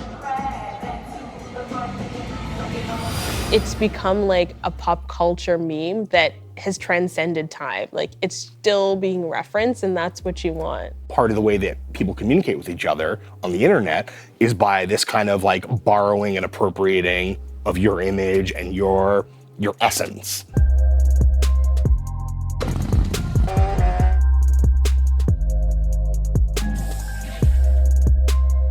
I did a Kiki challenge before it was like a challenge, and I can't dance, so I didn't do it. But yeah. I was just on a beach and I'm just like, yo, like play the song. Because every time I heard it, I just wanted to dance. In 2018, Drake had his most viral moment yet with the dance craze, the Kiki Challenge.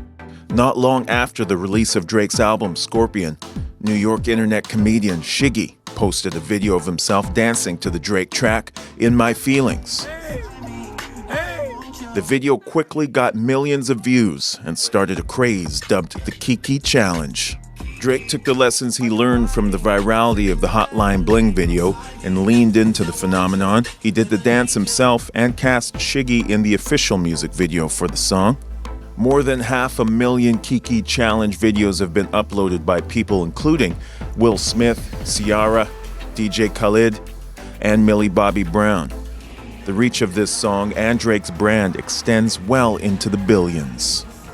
In fact, the Kiki Challenge became so popular that law enforcement and the U.S. National Transportation Safety Board issued warnings to citizens about shooting the videos. Our nation's highways and roadways are not the place for you to display your dance moves.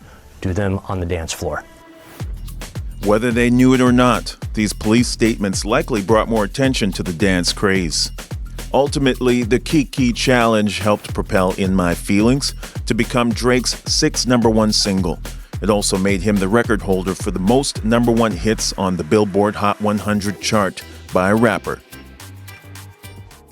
I think part of it is like, obviously that was generated by a fan. So it didn't come from the record label, it didn't come from him, it came from his fan base, and that is more authentic and organic than anything else. The fact that he was resharing the best Kiki moments and the fact that you had celebrities also participating in it, I think that showed that he supported it and endorsed it and encouraged more people to participate. What if he shares it, you know, my 5 minutes of fame?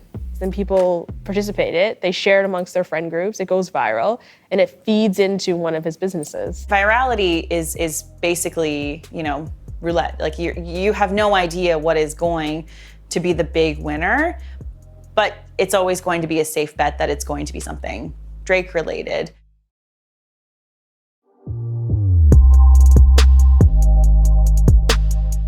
Being the biggest in the game makes you a target for rap beefs. But Drake wasn't just cultivating fans online, he was conscripting an army of supporters to have his back when things got hot. That shit? I can't believe I just tied him on a 4. It don't match your shirt still. Yo, you gotta see what this bet is right now. His watch against $60. Why are beefs important in hip hop? I feel, well, number one, the entertainment value is always incredible, especially when you get two guys that are really, you know, dope at what they're doing. And it's really good to see how people, you know, react to it. How people take their wins and how people take their losses, to me, is very important. So when you get people at a certain caliber, like Drake, like Jay-Z, like Nas, it opens up this crazy, like, you know, this crazy vibe around the world, and people want to just choose who they love better. It's like wrestling. It's like wrestling. Beefs have always been a part of hip hop culture. And I think when we look at them and we look at Drake being in them, it's just another part of, you know, his career. It's just part of the game. And I think when he comes and addresses these things, he's very strategic in the way that he does it. It's been said that there's no bigger moneymaker than the smartly played rap beef. So it may be no surprise that Drake has been in the center of some of the biggest.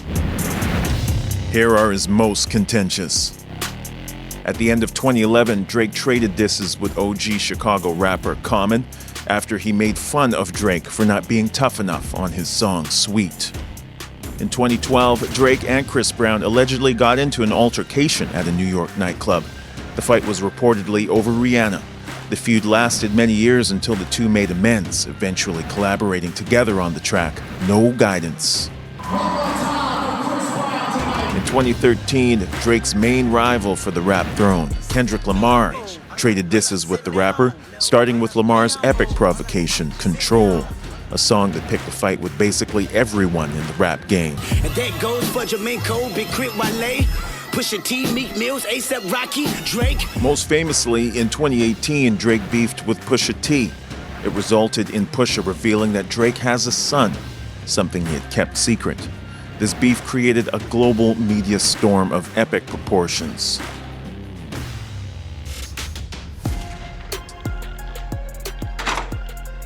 But I mean, for me, the biggest thing that I saw that made me start to realize, okay, this dude is strategic, is the way he handles his beef with Meek Mill. You know, I mean, just the way he played that whole situation. Although his beef with Pusha T may have made the biggest headlines, no beef has revealed Drake's strategy and his internet savvy more than the one with Meek Mill. The whole thing started when Meek tweeted that Drake's verse on Meek's song, Rico, was ghostwritten, although Drake has asserted that he writes his own raps. There's not much to say, fam. They told me to tell you you measure some wastemans and stay in your place, fam. My dad is from Memphis and I am the king. I should probably just move into Graceland.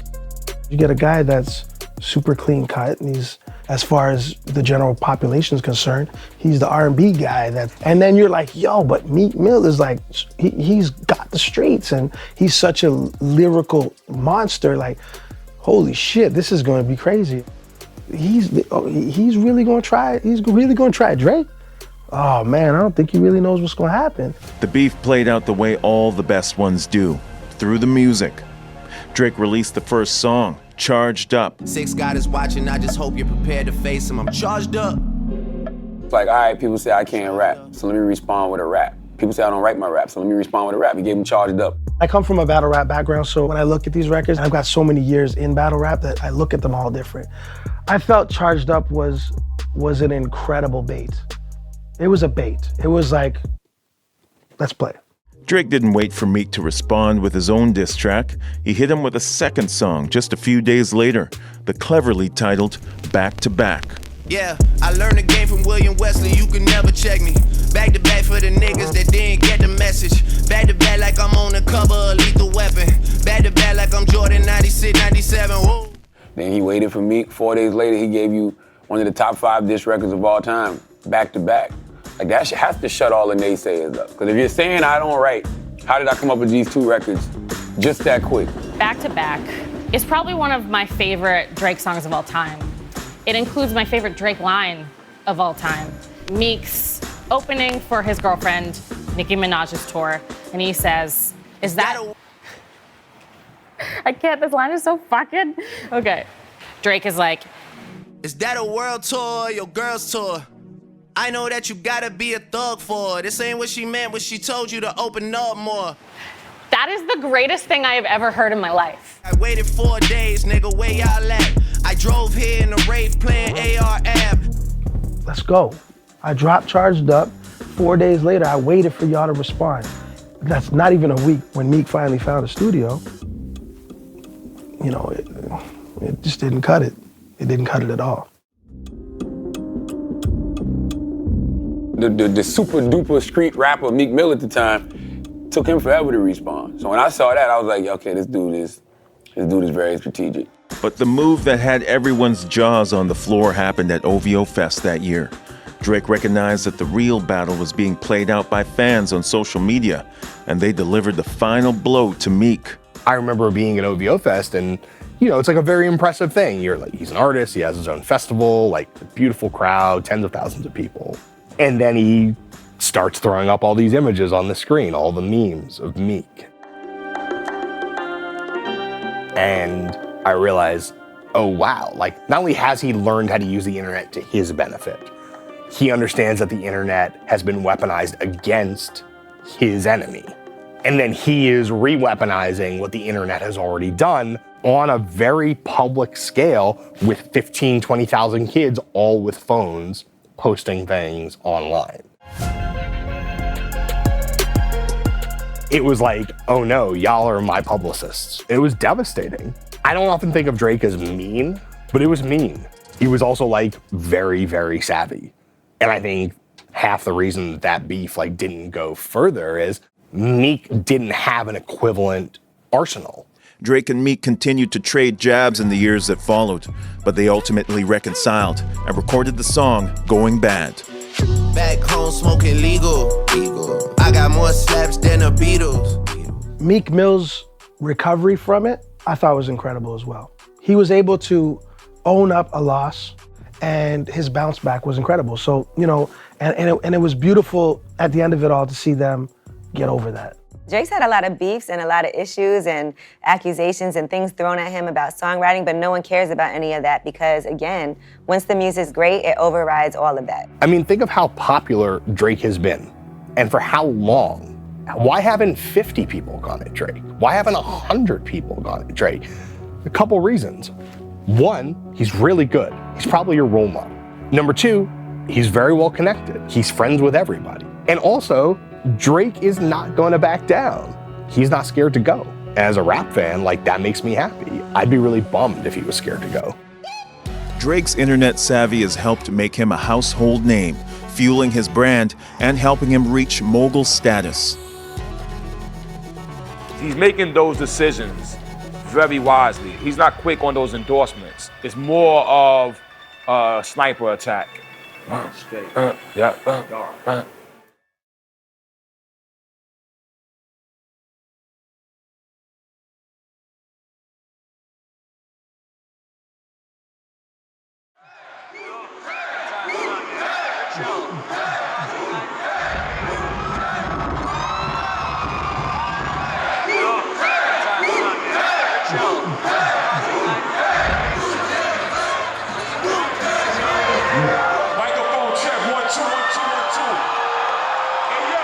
A destination is important. And if you don't have a destination, then you're just a leaf flowing down the river. And I'm sure Drake is the same. He's executive producing shows and all that, lending his money, his time, and his creativity to other outlets so that when the knees get sore and that throat don't work, his creativity still has a medium of expression.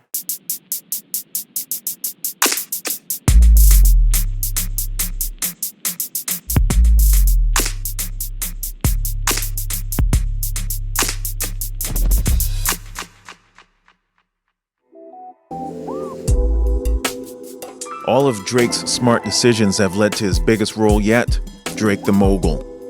A combination of business savvy and team building has allowed Drake to accumulate a massive $150 million estimated net worth.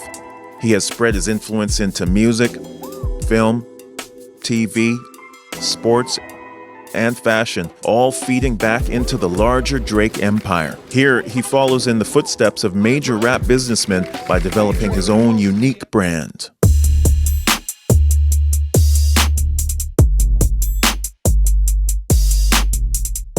There's been very few hip-hop moguls since, the inception of this culture.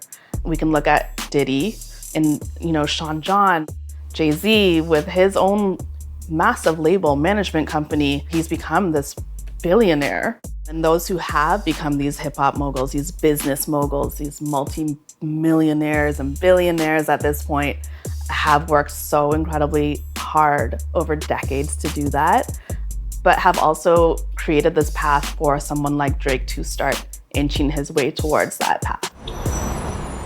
I relate Drake's career to all the mega stars' careers. Once you have the audience's attention, what are you gonna do about it? People wanna know what your taste can do in other spaces, so I always advise that. For the people who really have an entrepreneurial bone that really want that, he just won't let up off the gas. He doesn't miss a beat. Drake's brand, OVO, short for October's Very Own, is the umbrella under which everything Drake falls. Their logo is the owl, an homage to the group's nocturnal lifestyle. And if you look closely, right there in the eyes and the beak, sits the name of the brand itself, OVO.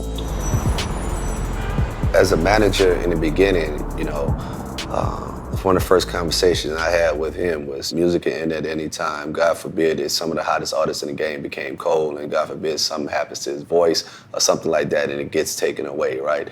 So I always thought, I tell every artist that I manage, in the beginning, we need to be thinking about growing your brand along with the music. It was a unanimous kind of ideal that everything was about the brand. All the earlier decisions, whether it was deals, endorsement deals, if it didn't fit within the theme of the brand that we was trying to grow, at that time, we didn't do the deal. We turned down bags on bags. Drake has ventured into alcohol, restaurants, and record label management, all as a way to expand his reach and solidify his influence as a mogul for decades to come. He's making those decisions very wisely. Everything is not just, because somebody's calling, they want you to come do that. He's not quick on those endorsements. He's selective on those endorsements. It's more of a sniper attack. So I think he loves to do the music and that's why he does it, but then he also is like, I got a piece of this, I got a piece of that, I'm over here, I'm over here. And I think that's a goal that a lot of people should strive for. You don't want to have just one stream of income. The one place you may have seen Drake's brand influence most clearly in day-to-day life is through his clothing line. He has developed his merchandise into one of the most in-demand streetwear lines. I'm crazy for the hour, limited edition, hour for life, I came straight from Switzerland just for the store opening here in Toronto. OVO has stores worldwide, including in Toronto, Vancouver, New York, Los Angeles, Chicago, London, and Las Vegas. Why does anybody buy I Love New York shirt when they go to New York? Why do we buy trinkets from Cuba when we go to Cuba? I want a Cubana, I want a nice Havana cigar. We do this to say that I'm taking a piece of the city back. When people come into Toronto, which we love, you'll notice a tourist because they'll walk down Queen Street with an OVO bag in their hand. The OVO owl to a Torontonian, that's like saying I'm wearing Toronto everywhere I go. But Drake can't do it alone, as he said himself on Non-Stop. Future took the business and ran it for me. I let Ollie take the aisle, told him brand it for me. If you're gonna be a great leader, you gotta delegate. And he's got some very talented people in his camp who have very specific ways of doing things. And he's trusted in their vision and allowed them to conduct themselves as if they were the ones in charge. Drake's OVO brand and business partners, Oliver El Khatib and Future the Prince, are key to Drake's strategy. Future the Prince, also known as Adele Nuer, began working with Drake as his tour DJ before becoming his manager. Future is also one of the architects behind OVO Fest and the lead on Drake's partnerships with Apple, LeBron James's production company Spring Hill Entertainment, as well as A24 Films, where he and Drake are executive producers on the HBO series Euphoria. He is not just a business partner, but also a close friend. You can often see him sitting courtside with Drake at Raptors home games. Future's counterpart in all things OVO business is Oliver El Khatib. He is the person behind the OVO name, October's very own, a reference to the birthday month he shares with Drake. The two met when El Khatib was managing the Tastemaker clothing boutique, Lounge. He is thought to be Drake's ear to the ground. He is credited with both bringing The Weeknd to Drake's attention and signing Party Next Door to OVO Sound. El Khatib also oversees the OVO clothing line, including partnerships with Roots, Canada Goose, and Nike. El Khatib and Future the Prince's relentless work ethic has fueled Drake's success as a musical artist and beyond. He can just lean on them to be good at what they do, as opposed to having to have his hand in the pot and to babysit his friends. Drake's really good at making music. I'm not sure if he's the best clothing designer, but he's definitely got a damn good clothing designer on his team. I'm not sure if he's the best basketball mind. He's got a damn good basketball mind on his team. So you got to do stuff to make your legacy live on, and I feel like you can just look at certain people like Drake, Nipsey Hussle, Bill Gates. There's a lot of different people out there who have set the footprints down for you to kind of just go off of, and there's a lot of young people looking up to these artists, and it's nice to see someone not just come up, be an artist, and that's it. They're just an artist, you know what I mean? Like, they're a businessman. And you got to be consistent and find ways to pitch your brand in some unlikely places. There was a Wu-Tang video game, right? So that wasn't a big economic deal for us at the time, right? Because the video game market wasn't fully blown to what it is now. but it put us Set the trend for it. Yeah, it put us in the household of gamers. The hell you say? What? The old enemy of Shaolin. They've taken Master Zen. We have to help him. Maybe they'll come with a Drake ice cream. And now you got Baskin-Robbins with 31 flavors, and there's a flavor he developed. And that just puts him in a different location. With OVO on its way to being a household name, Drake saw an opportunity to partner with a brand he's loved since his childhood, one on the cusp of its hottest era yet. They're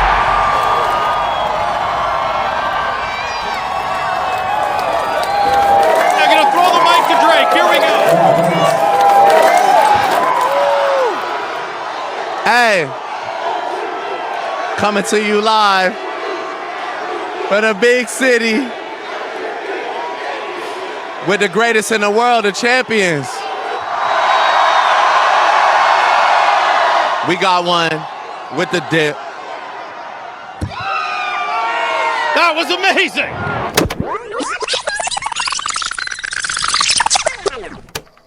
Sure, I could cheer them on and wear the jersey, but I'd rather revamp the team.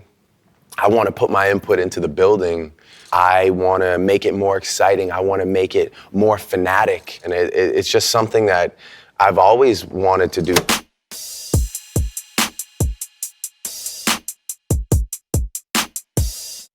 Drake's highest profile side gig is Raptors Global Ambassador, an alliance that came at the perfect time.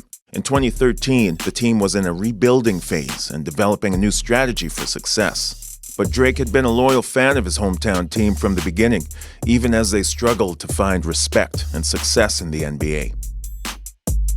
The Toronto Raptors have always been like the joke of the NBA, which is insane. We've never ever been to the finals. We've never had a ring. We literally started from the people who laughed at Dino or the Barney or all that kind of stuff. We've had mild successes in the past, but we've never been a super successful organization. But what we do have is a very cool city to build upon. There have been celebrity fans of basketball teams for decades. Spike and the Knicks, Jack and the Lakers, Meek and the Sixers. But this ambassadorship was something different, a real role in the organization. It all paid off when the Raptors had their best season of all time that ended with a championship win. I think the best moment would have to be when he freaked out over Giannis missing that free throw. It really put doubt in the mind of his team. Like, Giannis' agent comes out and makes comments. People are complaining. The NBA is complaining. Why is he so close to the court? Why wouldn't he be? He's part of the organization, and also he's a big fan. He brings a level of coolness to the Raptors, but I also think for the Raptors, it's cool to have Drake. Drake's next troll job will be blank. Everyone's going to be waiting to see what he's going to do. He's just going to sit there with his legs crossed, just like he's watching the tennis, and he's not going to say a word to anybody. Tennis. And that is going to throw the entire Warriors organization off. During a game, you see him up cheering and celebrating and getting right into it, and that's probably not what you expect from an ambassador, but that's just because that natural fan in him can't be quelled. I love Toronto, I love this team, and we're going to the NBA Finals. Let's go!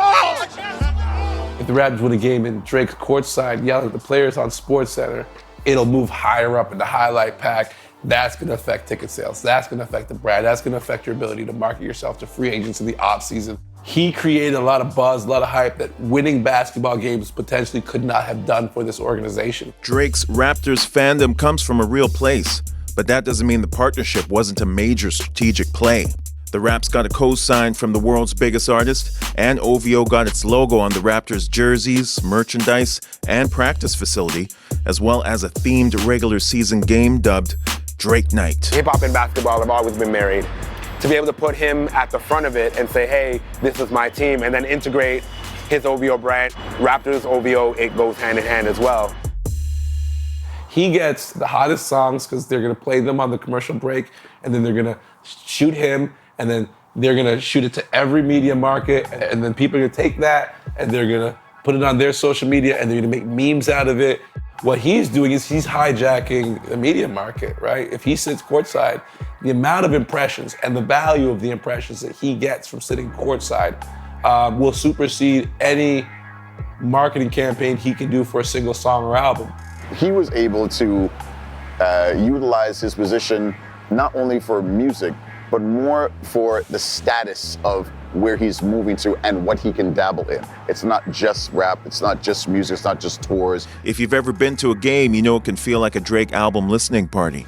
Drake has cemented his legacy in the sports world by creating some of the most iconic sports anthems of all time. My number one go-to Drake song at a Raptors game is Started From the Bottom, because we all feel that one. We all identify with that one, especially being the underdogs in music, being the underdogs in basketball. On a global scale, we're the underdogs in a lot of ways. And to be able to be on top of the game, that song just exemplifies that. Started From the Bottom may be the Raptors' unofficial anthem, but Drake and sports have always gone hand in hand, and not just with basketball. In fact, in 2015, Drake was the most popular artist in Major League Baseball for walkout music, beating out jock rock staple Thunderstruck. And that love goes both ways. Strategy or not, Drake's music is rife with sports references and shout-outs. Drake paid homage to the Toronto Blue Jays repeat championships with his Meek Mill diss track, Back to Back. He used a picture of Joe Carter's 1993 championship-winning home run as the cover. Now I've got some street cred with my kids. The titles and lyrics of two tracks on the mixtape, What a Time to Be Alive, focuses on sports. Big Rings and Jumpman, a tribute to Michael Jordan and the Air Jordan logo, the same brand that Drake has an endorsement deal with.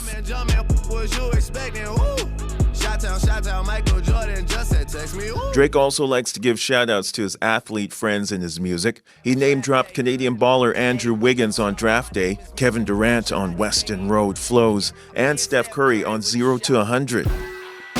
But no sports team gets more love from the rapper than the NBA champions. We world champions! Drake released a 2-track EP to celebrate the Raptors' 2019 victory, dubbed The Best in the World. It featured the dual singles Omerta and Money in the Grave. The release got coverage not just by music media, but by sports media as well, thanks to the sporting world's attention on the Raptors. Interestingly, both songs are actually light on sports references, save for a shout-out to his longtime friend, LeBron James. I see this being a long-term relationship between Drake and the Raptors because I think so far it's been beneficial for everybody. I think it's helped the NBA. I think it's helped Drake. I think that the Raptors are clearly going through a successful phase. As long as it's working for both parties, they'll continue to connect with each other. Drake's acting career may still be on hiatus, but he has demonstrated a major interest in a return to the screen. But this time, behind the scenes.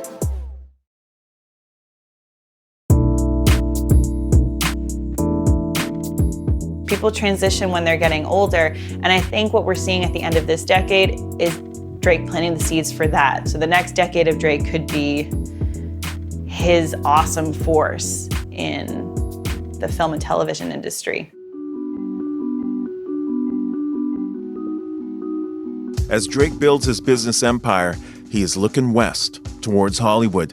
After getting his start on the small screen as Jimmy from Degrassi, he now wields his curatorial power as executive producer. Well, I think Drake's transition to becoming an executive producer in the television and film world is one of the most exciting developments in his career right now. It also follows the trajectory of the people like Sean Jay-Z Carter, and I think it's a really exciting space because it allows these already very successful celebrities to be able to use their platform to bring other people up. He's gotten more involved in films that turn up at our festival every year. He knows the power of his own brand. He knows the power of the influence and the attention that he can bring to something that he cares about. I think the stuff that Drake and Future, his manager, have been getting involved in terms of film and television have just been very, like a lot of things he does in his career, very savvy. I think the first thing that he produced was The Carter Effect, which is a documentary about Vince Carter and basketball in Toronto and in Canada. With a choice like that, it's very clearly, it comes from a point of passion. Like Drake is someone who clearly values like Toronto history, Toronto hip hop history. So I think like getting involved in that is just like another way of like him kind of like standing behind something that's also been a through line through the rest of his career. HBO's Euphoria, a gritty high school drama starring Zendaya, is the show of the summer and Drake's biggest hit as an executive producer to date. At some point, you make a choice about who you are and what you want. When it comes to what teens want, Drake still has the Midas touch. Being a producer on Euphoria and like working with A24 on that is just like, number one, it's just like a really smart, good look on a Hollywood level. And there's probably bigger studios or bigger production groups that he could work with, but choosing to work with a group that's like really critically acclaimed and makes like really smart, considered stuff is like, I think, just a sign of like the kind of moves that he wants to make. And in some ways, like Euphoria is kind of like a darker version of Degrassi, you know? It's like Degrassi with the gloves off. He understands, being in a teen drama himself at one point, how successful and how that really pervades culture really quickly. It's a great way to not only just kind of slip your music in there, but also get the conversation going. Drake also helped revive Top Boy, a popular British crime series. If we do this, we're back on top. What are you saying? Drake found a home for the series' third season at Netflix, a savvy doubling down of his connection to UK rap culture. It's a cult classic. It's like beloved by people in the hip hop world. It's beloved by people in the UK and outside of it. I just want to express how happy this room makes me right here, you know? Show meant the world to me. I wish you the best, you know? I'm sure we'll be all together again when we're winning awards or talking about how successful this is. Yeah, anyway, thank you so much. It's showcasing a curatorial eye that is able to recognize talent in another way. So we know that he's an amazing curator in terms of bringing together musical talent, but it looks like taking a show that was, premiered in Israel and now has this American adaptation, taking a UK show and saying it got canceled way too soon, let's use it again. He's really, I think, engaged by stories that are about people trying to overcome injustice, trying to kind of carve a place for themselves in the world. We're back, bro. He's somebody who actually actively cares about the culture. And by that I mean like hip hop culture and about making sure that it's represented correctly. And I think that in some of the moves that he's made, he's helping document and create touch points that are significant in the culture. As Drake is expanding his reach beyond music, he continues to prove that when it comes to flexing strategy as a chart topper, he can't be beat. What keeps surprising me is his ability to break these records we had no idea weren't broken already. And I think people got a reminder over the last few years, like, he's #1.